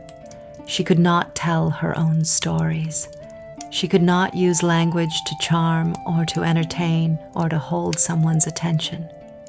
She could only give back the ending of whatever had just been said to her, a pure, perfect echo of the words she received, stripped of context and intention, and all the things that make speech a form of human connection rather than simply a reflection. The terrible fitness of this punishment deserves to be appreciated. Echo had used her voice to deceive Hera, to redirect Hera's attention away from the truth. Hera responded by making Echo's voice incapable of anything except redirecting, incapable of original expression, forever and irrevocably reduced to a mirror of other voices. The punishment was a literalization of the crime. You used your voice to create false reflections, so now your voice can only reflect. And then, in the further unfolding of her story that the Roman poet Ovid tells so beautifully in the Metamorphoses, Echo fell in love.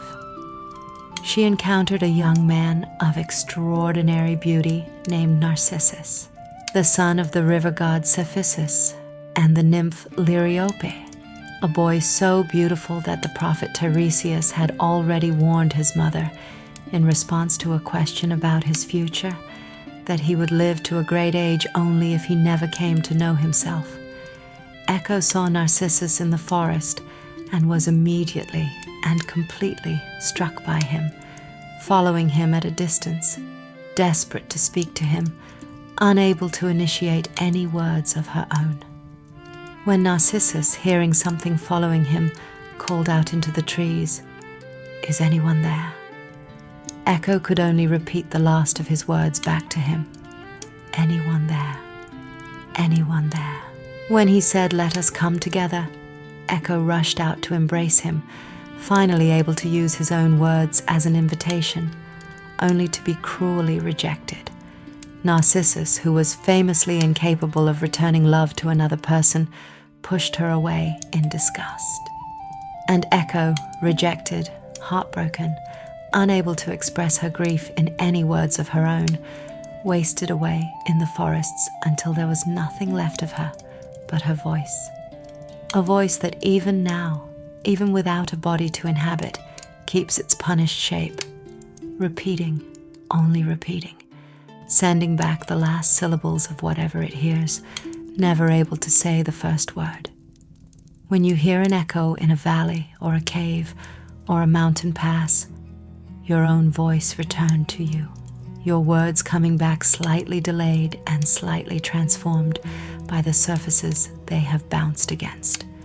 You are, in the mythological understanding, hearing the last remnant of a nymph who told Zeus's stories for him and paid for it with her ability to tell her own.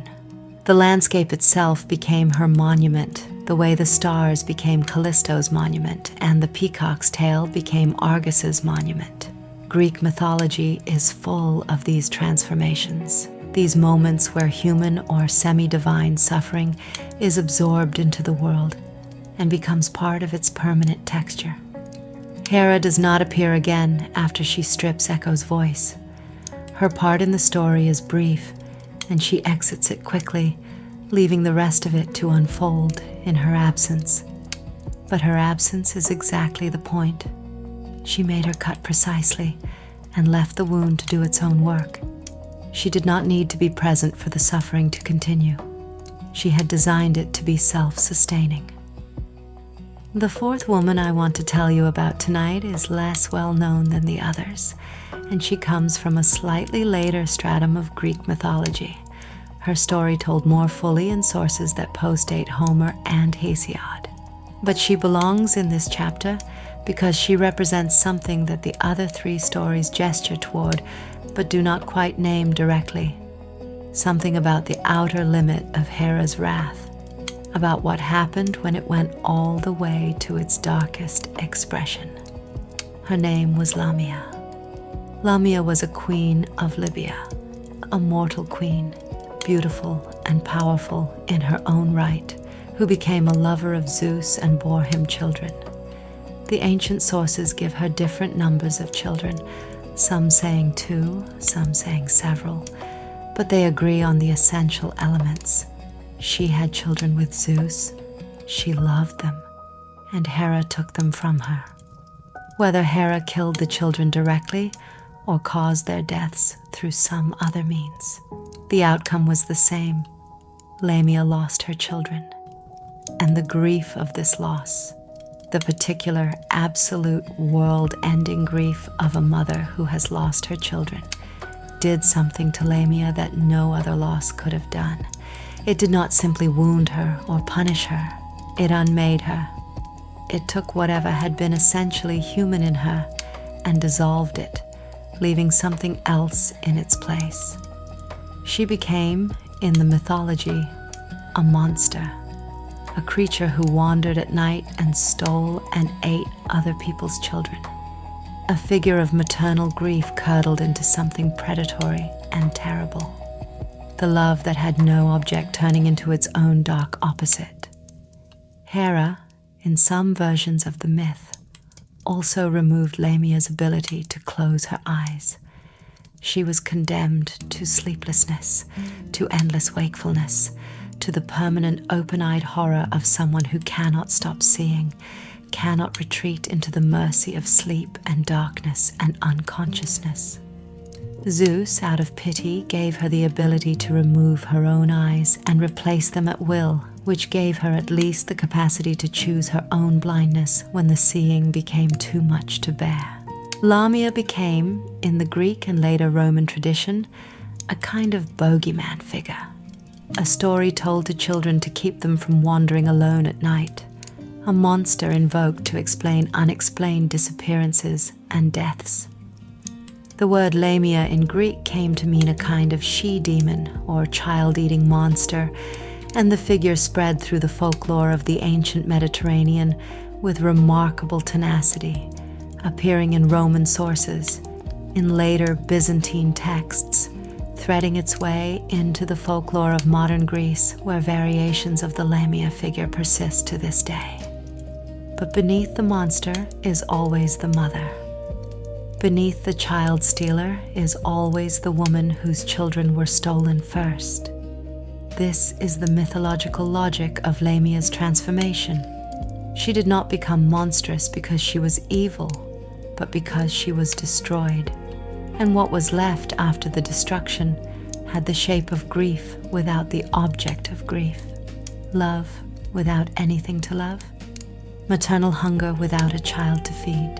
Hera created the monster by destroying the mother, and the monster went on to terrify the world for 3,000 years. I want to step back now, as I sometimes do in these late chapters, when the stories have accumulated their weight, and the night has grown genuinely dark, and I want to think with you about what these 4 stories mean when they are placed side by side. Because I do not think it is enough to simply tell them and move on, to treat them as illustrations of Hera's capacity for revenge and leave it at that. They are more than that. They ask more than that of us. Semele was burned by the full force of divine truth that Hera arranged for her to see. Callisto was turned into an animal and circled the sky forever without rest. Echo lost her voice and wasted into pure repetition. Lamia lost her children and was transformed by grief into the thing that grief without outlet eventually becomes. 4 women, 4 different losses. 4 different forms that Hera's wrath took when it turned in their direction. And in each case, in each specific individual case, the punishment was calibrated to the particular vulnerability of the person it targeted. Semele's vulnerability was her love and her trust in her lover's promises. Hera used that love against her. Callisto's vulnerability was her devotion to a community she had chosen and lost. Hera used that loss to isolate her further. Echo's vulnerability was her voice, her gift, the thing that gave her power and presence in the world. Hera took precisely that. Lamia's vulnerability was her children, her love for them, the one thing that made her ordinary and human, despite being a queen and a divine lover. Hera destroyed precisely that. This is not random cruelty. This is targeted cruelty, cruelty with an internal logic, cruelty that understood its subjects and chose its instruments accordingly. And what does it mean that the queen of the gods, the patron of marriage and of women, was capable of this? What does it mean that the goddess to whom mortal women prayed for protection in their marriages and their homes was herself capable of visiting upon other women the very losses she most feared? The ancient Greeks, I think, were not naive about this paradox. They built it into the mythology deliberately. Hera was both protector and threat. The goddess of marriage, who knew better than anyone what marriage could cost. The divine patroness of women, who knew better than anyone what women could lose. Her worship was real, and her protection was real. There are ancient inscriptions from women who prayed to Hera and believed she helped them, who offered her gifts and performed her rituals and trusted her with their most important life transitions. They were not wrong to do this. Hera's divine function was genuine, and she exercised it genuinely. But she was also this. She was also the goddess who sent the gadfly after Io, and the madness after Dionysus, and the false words into Semele's ear, and the bear transformation upon Callisto, and the silencing upon Echo, and the unbearable grief upon Lamia. She was both things simultaneously, and the ancient Greeks understood that this simultaneity was not a contradiction. It was the point. What they were saying in encoding these stories into the mythology of their most important goddess of marriage and women was something about the nature of power in constrained circumstances, something about what happens to a being of great capacity who operates within systems that prevent her from addressing the actual source of her grievance. Something about the way that blocked anger finds other channels, the way that pain without legitimate outlet eventually expresses itself through whatever opening presents itself, regardless of whether the target of that expression is the appropriate one. Hera could not punish Zeus. The universe would not permit it. The cosmic hierarchy placed him above her, and any direct confrontation with that hierarchy ended in her disadvantage. And so the anger moved sideways, the way water moves sideways when its direct channel is blocked. It found the women who were accessible, who were vulnerable, who were connected to the source of her pain without being the source themselves. And it expressed itself there with a precision and a force that tells you something about how long it had been building and how completely it had been denied its proper direction. This does not make what Hera did right. I want to be very clear about that, as I always want to be clear about it, because the mythological framework can create a certain distance from the specific human cost of specific divine choices, and I do not want that distance to do the work of moral evaluation for us. What happened to Semele was wrong. What happened to Callisto was wrong. What happened to Echo was wrong. What happened to Lamia was catastrophically, devastatingly wrong. The wrongness is real and it matters, and the ancient sources knew it was wrong. Homer knew, Ovid knew, Aeschylus knew, and they built that knowledge into the texture of their tellings, into the compassion with which they described these women's specific experiences, into the detail with which they rendered the particular quality of each woman's loss. But what the mythology also says, what it has always said to anyone willing to hear the full complexity of the story, is that the wrongness did not appear from nowhere. It was generated. It was produced by a set of circumstances that were themselves wrong, that placed a being of Hera's power and dignity and intelligence in a situation where her legitimate grievances had no legitimate channel. The wrongness done to the women was real. The wrongness done to Hera was also real. And the mythology holds both of these things simultaneously, without resolving the tension between them, because the ancient Greeks understood, perhaps better than we sometimes do, that some tensions do not resolve. Some wrongs do not cancel each other out. Some situations simply contain multiple layers of damage, stacked on top of each other like geological strata, each real in itself, none of them erasing the others. You are getting sleepy now, I think. The hour is late, and the stories have been heavy tonight. Heavier than usual, more weighted with the specific gravity of specific losses. That is appropriate. These are heavy stories. They deserve to be felt as heavy. But I want to leave you with one more thing before you close your eyes and let the night do what it does. I want to leave you with the fact that all four of these women, Semele, Callisto, Echo, Lamia, all four of them became, in the mythological tradition, something more than simply victims. Semele became the mother of a god who loved her enough to cross the boundary of death for her. Callisto became the constellations that have guided sailors and travelers and children learning the night sky for 3,000 years. Echo became the voice of every valley, the sound that gives the natural world its quality of response, its sense of speaking back.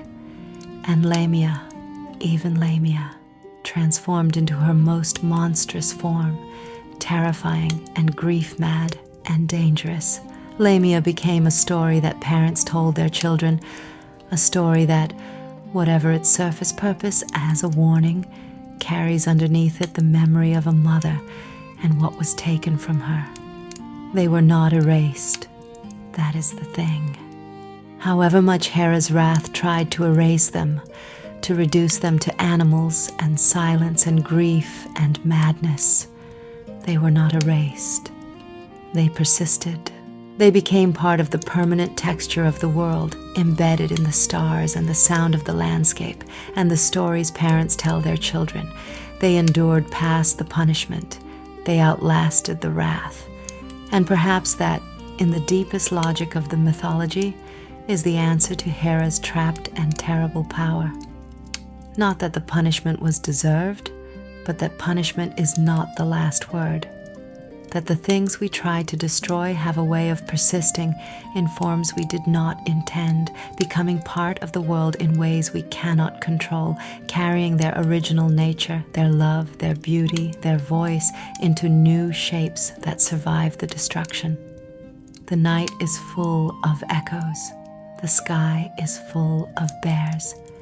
And somewhere in the wild places, in the deep forests and the high mountains, and the places where civilization grows thin and the old world shows through beneath it, the stories breathe on in the landscape itself, telling themselves to anyone quiet enough to listen.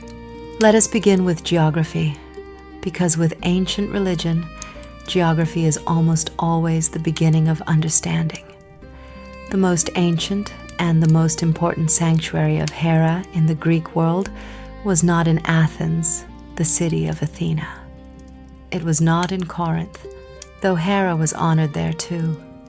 It was on the island of Samos, in the eastern Aegean, in a marshy lowland near the mouth of the river Imbrasos, in a place where the land is flat and wet, and the reeds grow tall, and the air smells of water and earth and the particular mineral quality of ground that has been sacred for so long that the sacredness seems to have entered the soil itself. The Samian Heraion, the great sanctuary of Hera on Samos, was one of the wonders of the ancient world.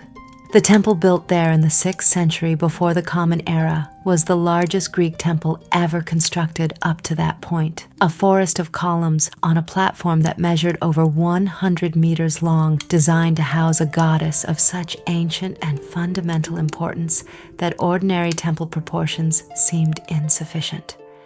But the sacred site itself was older than any temple, much older.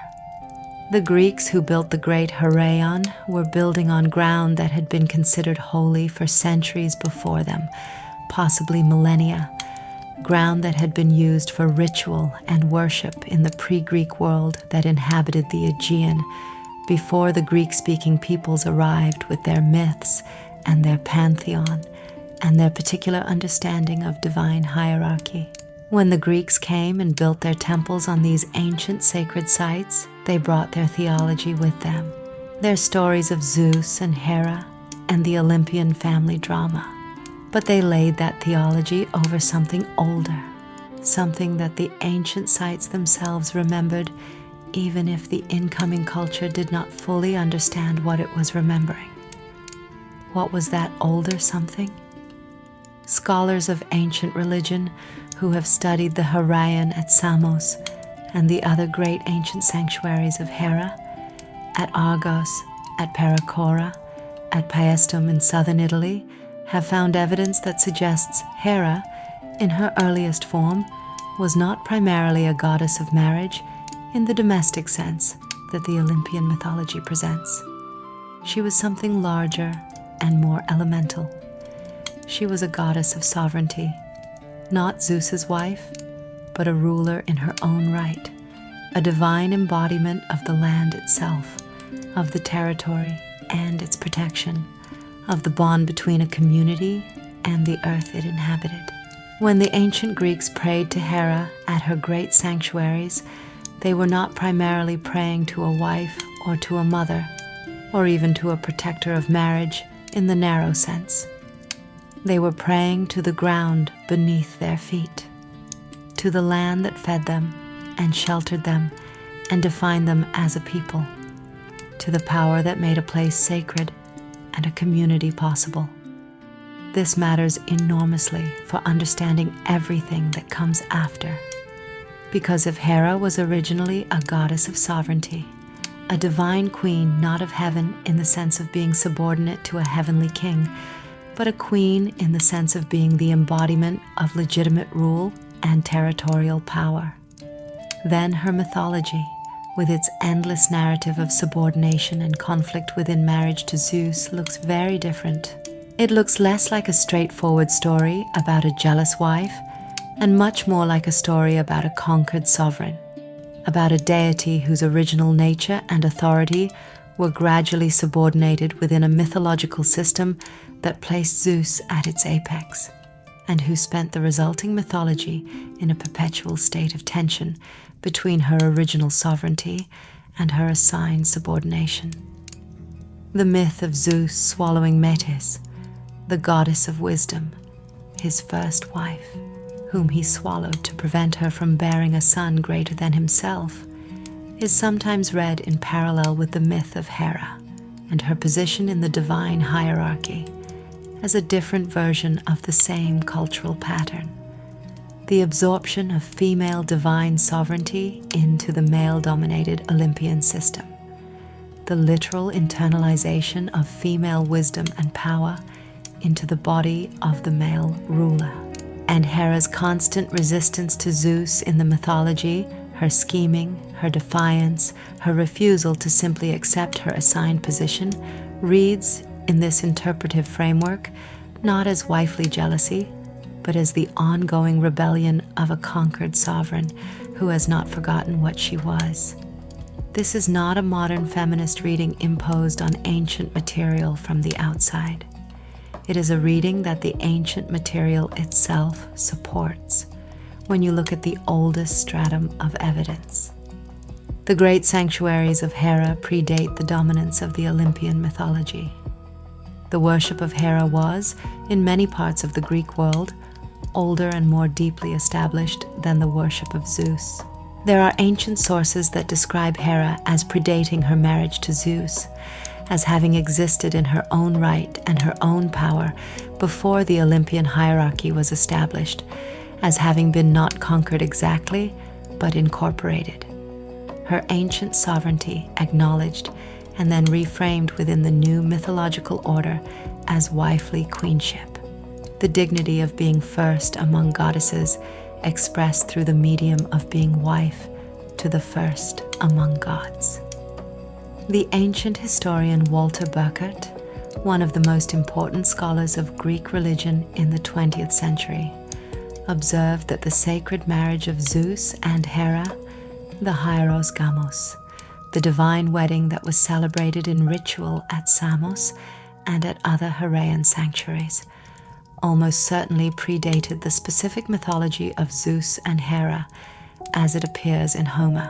It was an ancient agricultural and cosmic ritual, a ceremony celebrating the union of sky and earth, of male and female divine principles, of heaven and land, performed to ensure fertility and abundance and the proper functioning of the natural world. The specific names Zeus and Hera were applied to these principles within the Greek tradition, but the ritual itself was older than those names, older than the myths that grew up around those names, rooted in something more fundamental about how ancient agricultural peoples understood the relationship between the powers that governed their world. When you understand this, the sacred marriage of Zeus and Hera, that flowering of the earth beneath the golden clouds on the summit of Ida that Homer describes with such beauty in the Iliad, takes on a different quality. It is not just a marital reconciliation in a domestic dispute between divine spouses. It is the enactment of something ancient and cosmic, the union of principles that the world requires in order to function, an act whose meaning reaches back past the literary mythology into the ritual bedrock from which the mythology grew. And Hera's position in that ritual is not subordinate. It is equal, necessary. As necessary as the earth to the sky, as the land to the rain, as the female principle to the male in any system that understands reproduction and fertility as the fundamental expression of divine power in the world. Let me tell you now about the temples. Not the archaeological facts of them, though those are remarkable enough, but something more specific, the experience of being in them, the way the ancient sources describe their effect on the people who came to them, the sense they give of what Hera meant to the people who built them and prayed in them and celebrated her rituals within them. The Heraean at Argos, the Argive Heraean, which the ancient Greeks considered the oldest and most sacred sanctuary of Hera in the entire world, stood on a terraced hillside overlooking the plain of Argos, with views that on clear days extended to the sea. It was, by ancient consensus, the holiest ground in the Argolid, the region of northeastern Peloponnese that was in the mythological tradition the home of Perseus and Heracles and Agamemnon, and the great cycles of heroic legend. The sanctuary had been a place of worship for so long that by the classical period its oldest layers were archaeological rather than merely historical. The memory of its earliest use had passed from living tradition into the kind of deep time that communities access through ritual rather than through narration. Women came to this sanctuary at the most important moments of their lives. They came before marriage, to ask Hera's blessing and protection for the transition they were about to make. They came when they were pregnant to ask for safe delivery and healthy children. They came when their marriages were in difficulty to invoke the patronage of the goddess who understood, better than anyone, the full complexity of what marriage required. They came in old age to give thanks for lives lived, for children raised, for the forms of female power that had been available to them exercised as fully as circumstances allowed. And what they found in those ancient precincts was not the angry, jealous goddess of the literary tradition, or not only that. What they found, what the sanctuary itself communicated through its architecture and its location and its long accumulated centuries of sacred use, was something much more capacious. A power that understood the full scope of female life, from girlhood through marriage, through motherhood, through age, not as a simple progression of roles, but as a series of thresholds, each with its own dignity and its own difficulty, each deserving of divine attention and divine protection. The goddess they prayed to was not naive. She was not innocent. She was not a figure of uncomplicated benevolence who would smile upon whatever they asked and grant it without complication. She was a goddess who had experienced the full range of what the ancient Greek world offered to female beings, the power and the powerlessness, the dignity and the degradation, the authority and the subordination, the love that was also constraint, and the loyalty that was also a kind of cage. She knew what they were facing because she faced a version of it herself in her divine marriage, in her position at the top of a hierarchy that simultaneously honored and confined her. This is what made her real to the women who worshipped her, not her perfection, her experience. There is something profound about a religious tradition that places at its center a goddess who is not happy, not serene, not untouched by the difficulties of the life she presides over. The classical tradition has given us many divine figures of idealized beauty and idealized power, figures who represent what we aspire to rather than what we know. Hera is not that. Hera is the divine figure who is in the middle of the same complications you are in, who has survived things that should not have been survived, who has found ways to exercise power and dignity within circumstances that constrained both, who has loved and been wounded by love and continued anyway. This is not the most comfortable kind of goddess to worship, but it may be the most honest. I want to tell you about one specific ritual associated with Hera that I find particularly beautiful, and then I want to use it as a way of talking about what Hera means, what she has always meant, at the most fundamental level beneath all the mythology. At Samos and in several other places where Hera was worshipped, there was an ancient ritual that the Greeks called the Tonaia, a festival whose central element was the binding and the unbinding of Hera's sacred image.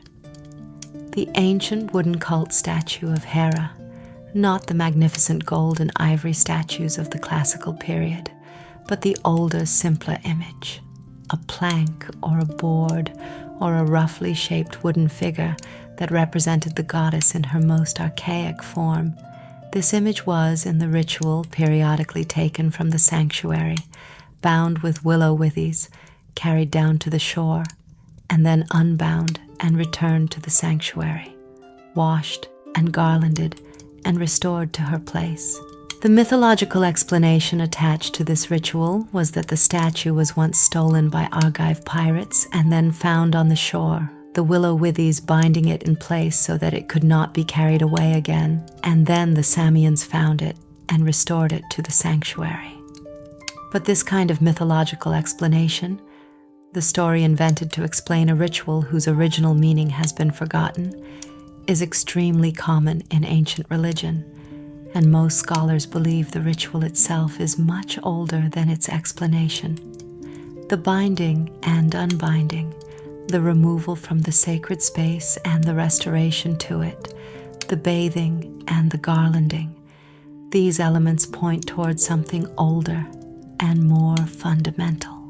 What they point toward, many scholars believe, is a ritual enactment of the cycle of nature itself.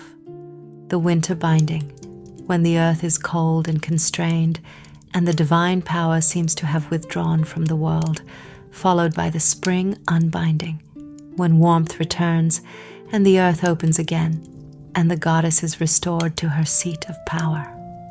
This is not specifically a Greek idea. It is a very ancient human idea, found in agricultural religious traditions across many cultures. The mythologization of the seasonal cycle into divine narrative. The goddess leaves and returns. The world grows cold and then warm. The land seems dead and then lives again.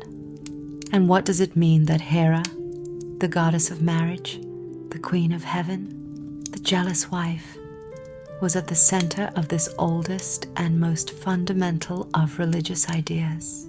It means that beneath all the mythology, beneath all the stories about Zeus's infidelities and Hera's revenge and the women caught between them and the Trojan War and the golden apple, beneath all of it, Hera was this. She was the goddess of return, the goddess of the thing that comes back, the goddess of the power that cannot ultimately be bound, that can be constrained for a season, that can be willow-tied and carried to the shore and left there in the cold, but that always, eventually, comes back to where it belongs, back to the sanctuary, back to the seat of power, back to the center. This is the oldest thing about her. This is the thing that all the later mythology has obscured, but never quite erased. Hera was not primarily about jealousy or revenge or marriage or even justice, though she was about all of these things. She was about return, about the deep certainty that what is essential cannot be permanently exiled, about the knowledge rooted in the observation of natural cycles and encoded into ritual form before any of the literary mythology was written, that the thing that has been bound and taken away and left on the cold shore will be found again and brought back and restored and garlanded and returned to its place of power. When Hera was thrown from Olympus, she came back. When she was bound with golden chains, she was unbound. When she was silenced and subordinated and reframed within a mythology that reduced her original sovereignty to wifely status, something of her original nature persisted in the ancient sanctuaries, in the rituals, in the specific quality of her relationship with the women who worshipped her, in the traces visible in the mythology itself to anyone who reads it carefully enough, looking beneath the surface drama for the structural realities underneath. She came back. She always came back. There is something I want to say now about jealousy, because we cannot end this story without addressing the word that has defined Hera in the popular imagination more than any other single word, the word that appears in nearly every summary and description and retelling, the word that functions as a kind of shorthand for everything about her that the tradition has found most uncomfortable and most convenient to reduce: jealousy. I have been thinking throughout these 5 chapters about what jealousy actually is. Not the cartoon version, the green-eyed monster, the irrational possessive fury that destroys what it claims to love, but the real thing, the experience of it, what it actually consists of, and where it actually comes from.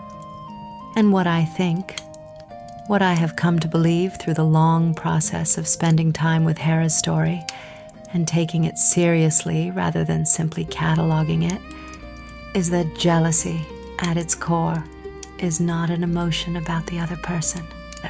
It is an emotion about the self. It is the emotion that arises when you perceive a threat to something you have staked your identity on, something that defines you and your place in the order of things, something whose loss would mean not just practical harm, but a kind of ontological disruption, a questioning of who you are and what you are worth, and whether the life you have built is the life you thought it was. For Hera, every one of Zeus's infidelities was this kind of threat. Not simply because she loved him, though the mythology suggests she did, in the complicated way that long, entangled relationships contain love, even when they also contain profound damage. Not simply because she was possessive in the petty sense, though the mythology is full of moments that look like pettiness on the surface, but because Hera's entire divine identity was organized around the institution of marriage. She was the goddess of marriage. Marriage was not just something she did, it was something she was at the most fundamental level of her divine nature.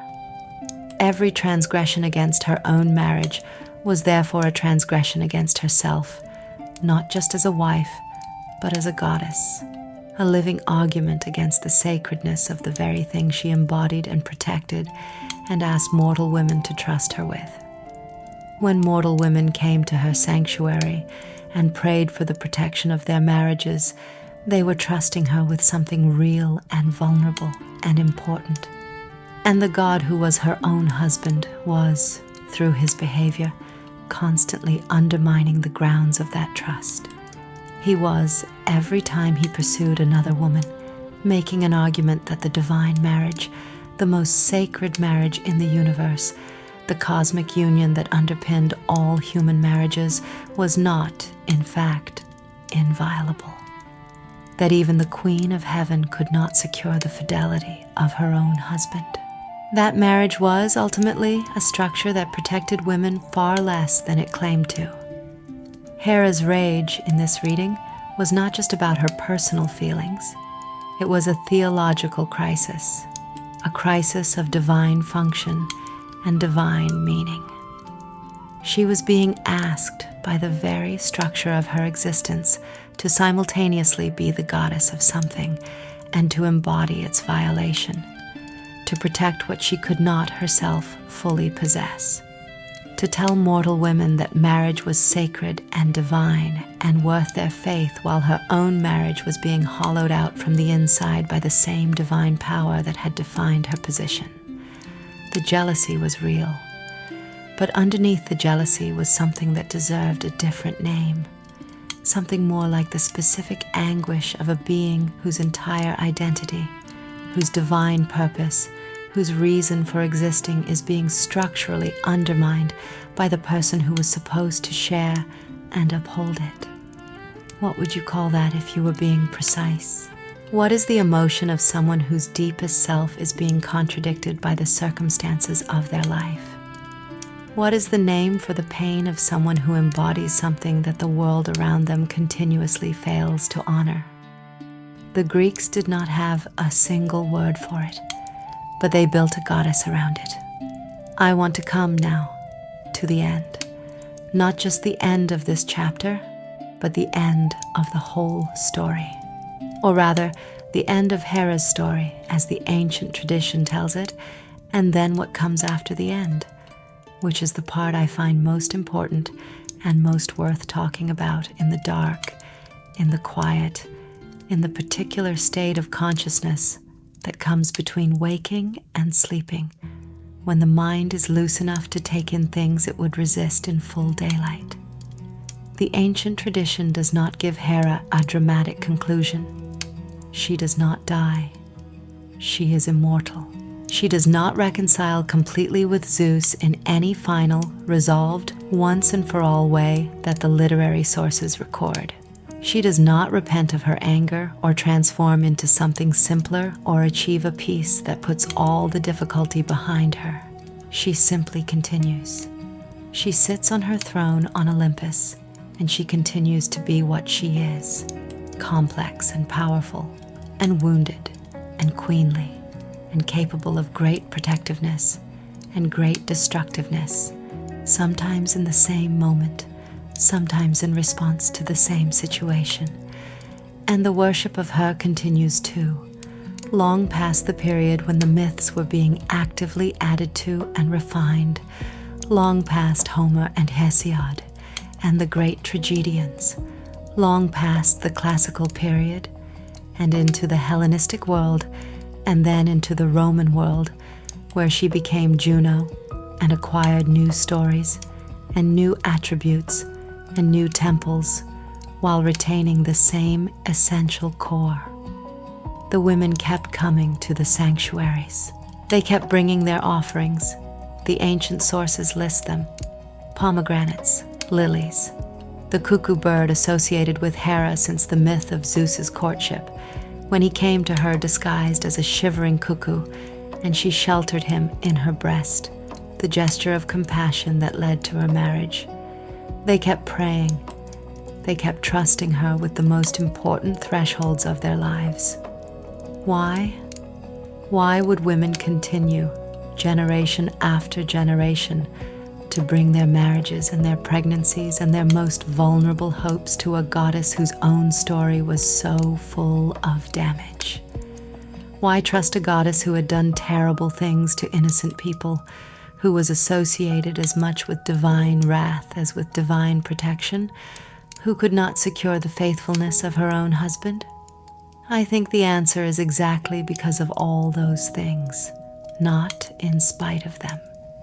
The women who worshipped Hera were not naive. They were not praying to an idealized figure of perfect divine benevolence who would look down on their troubles from a position of untouched serenity. They were praying to a goddess who knew, who had been through things, who had loved and been hurt by love, and found ways to survive the hurt and continue exercising power and dignity within circumstances that had tried repeatedly to strip both from her, who had been bound and had returned, cold-washed and garlanded, to her seat. They were praying to someone who understood, and there is a specific and irreplaceable comfort in that. The comfort of being understood by someone who has not merely been told about your situation, but who has lived a version of it. The comfort of a divinity who carries wounds that rhyme with yours. The comfort of being seen by a power that knows what it is to need protection from precisely the thing that is supposed to protect you. Hera understood this. She understood it not from the outside, not as a spectator, but from inside the experience itself. She was the goddess of marriage who knew what marriage could cost. She was the queen of heaven who knew what it was to be bound and thrown from the sky. She was the most powerful goddess in the universe who knew what it was to be made to feel powerless by the very structure of the world she inhabited. She knew. And they knew that she knew. And that knowledge, shared between the goddess and the women who prayed to her, was a form of divine connection that the more serene and the more perfectly composed deities could not offer. Here is the last thing I want to tell you, the thing that has been building through all 5 chapters, the thing that the whole story has been moving toward. Hera is not a story about jealousy. She is a story about what happens to power that is denied its proper expression. She is a story about what anger becomes when it cannot find its legitimate target and turns, in the long constrained pressure of divine immortality, toward whatever is within reach. She is a story about the cost of systems that place immense beings in impossible positions and then judge them harshly for the impossibility of what those positions require. But she is also, and this is the part that I have been saving, the part that I think matters most, she is also a story about endurance, about the specific and remarkable kind of endurance that does not require the situation to change, that does not wait for the wound to heal before continuing to function, that does not require acknowledgement or resolution or justice before it gets up and continues exercising whatever power is available within whatever constraints exist, with whatever dignity can be salvaged from circumstances that were not chosen and cannot be fully controlled. Hera endured. For thousands of years of mythology, across dozens of stories, through wounds that would have destroyed a lesser being, she endured. She did not endure quietly or sweetly or without cost to herself and to others. She endured noisily and complexly and with considerable collateral damage. But she endured. She kept being fully herself, kept feeling what she felt at full divine intensity, kept acting on those feelings with whatever means were available, kept insisting on her own sovereignty and her own dignity even within a system that tried repeatedly to define those things away. She never accepted the diminishment as permanent. She never stopped being the queen. And the women who brought their offerings to the ancient sanctuaries, who stood in the shadow of those great colonnades with their pomegranates and their lilies and their prayers, who trusted Hera with their most important transitions and their most vulnerable hopes, those women knew something about endurance too. They knew what it was to inhabit a world that did not always honor their full humanity, to exercise power within systems that constrained it, to love in circumstances that made love costly. They brought their knowledge to Hera, and Hera brought her knowledge to them, and in that exchange something real happened, something that 3,000 years of scholarship and skepticism has not entirely been able to dismiss, because the worship lasted. That is the simple and extraordinary fact. The worship lasted, in one form or another, for the entire span of ancient Greek and Roman civilization, and traces of it persisted in folk practice long past the official adoption of Christianity in the Roman Empire. And even now in the 21st century, with all the distance and all the disenchantment and all the layers of irony that separate us from the ancient world, even now, Hera endures. She endures in the word January, which comes from the Roman Janus, but whose month is also Hera's season, the beginning of the year, the threshold time. She endures in the peacock, whose iridescent tail is still associated in the symbolic imagination with watchfulness and beauty and a certain regal pride. She endures in the image of the queen, not the gentle queen, not the benevolent maternal ruler, but the queen with the spine of iron and the long memory and the capacity for both tremendous protection and tremendous fury, the queen who has been underestimated and who uses that underestimation as its own kind of power. She endures in every story about someone who was told they were too much, too angry, too proud, too unwilling to accept the terms offered, too insistent on their own worth and their own dignity, and who turned out to be right, not perfect, not always admirable in their methods, but right about the fundamental thing, the irreducible thing, the thing that all the binding and all the throwing from the sky and all the long constrained centuries could not finally dislodge, right about being worth more than they were being given. The night is very quiet now. Whatever time it is where you are, it is the kind of time that feels outside of ordinary time. The deep night time when the world has stepped back from its own business and left a temporary clearing, a space in which it is possible to hear things that the noise of the day covers over. You have been in this space for a while now, listening to a story that is 3,000 years old, and somehow, in the way of old stories that have survived because they are true in some essential and repeatable way, entirely contemporary. I want you to let the story settle now, not to think about it actively. Your thinking mind can do that tomorrow, in the daylight, in the ordinary time, but to let it settle into the way good stories settle when you receive them in a state of openness, going down through the layers of ordinary thought into something quieter and more permanent underneath. Let Hera's face come into your mind as you close your eyes, not the angry face of the mythology's surface, but the face beneath that face, the face of a goddess who has been through things, who carries things, who has looked at the full scope of what her existence has required of her and has continued stubbornly and magnificently and at great cost to be exactly what she is.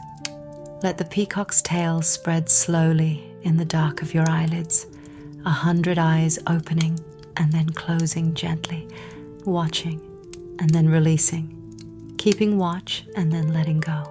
Let the stars of Ursa Major turn slowly overhead, Callisto bearing her grief in the form of patient circling, the eternal movement that Hera's punishment became over 3,000 years. Something that sailors navigate by and children first learn to love about the night sky.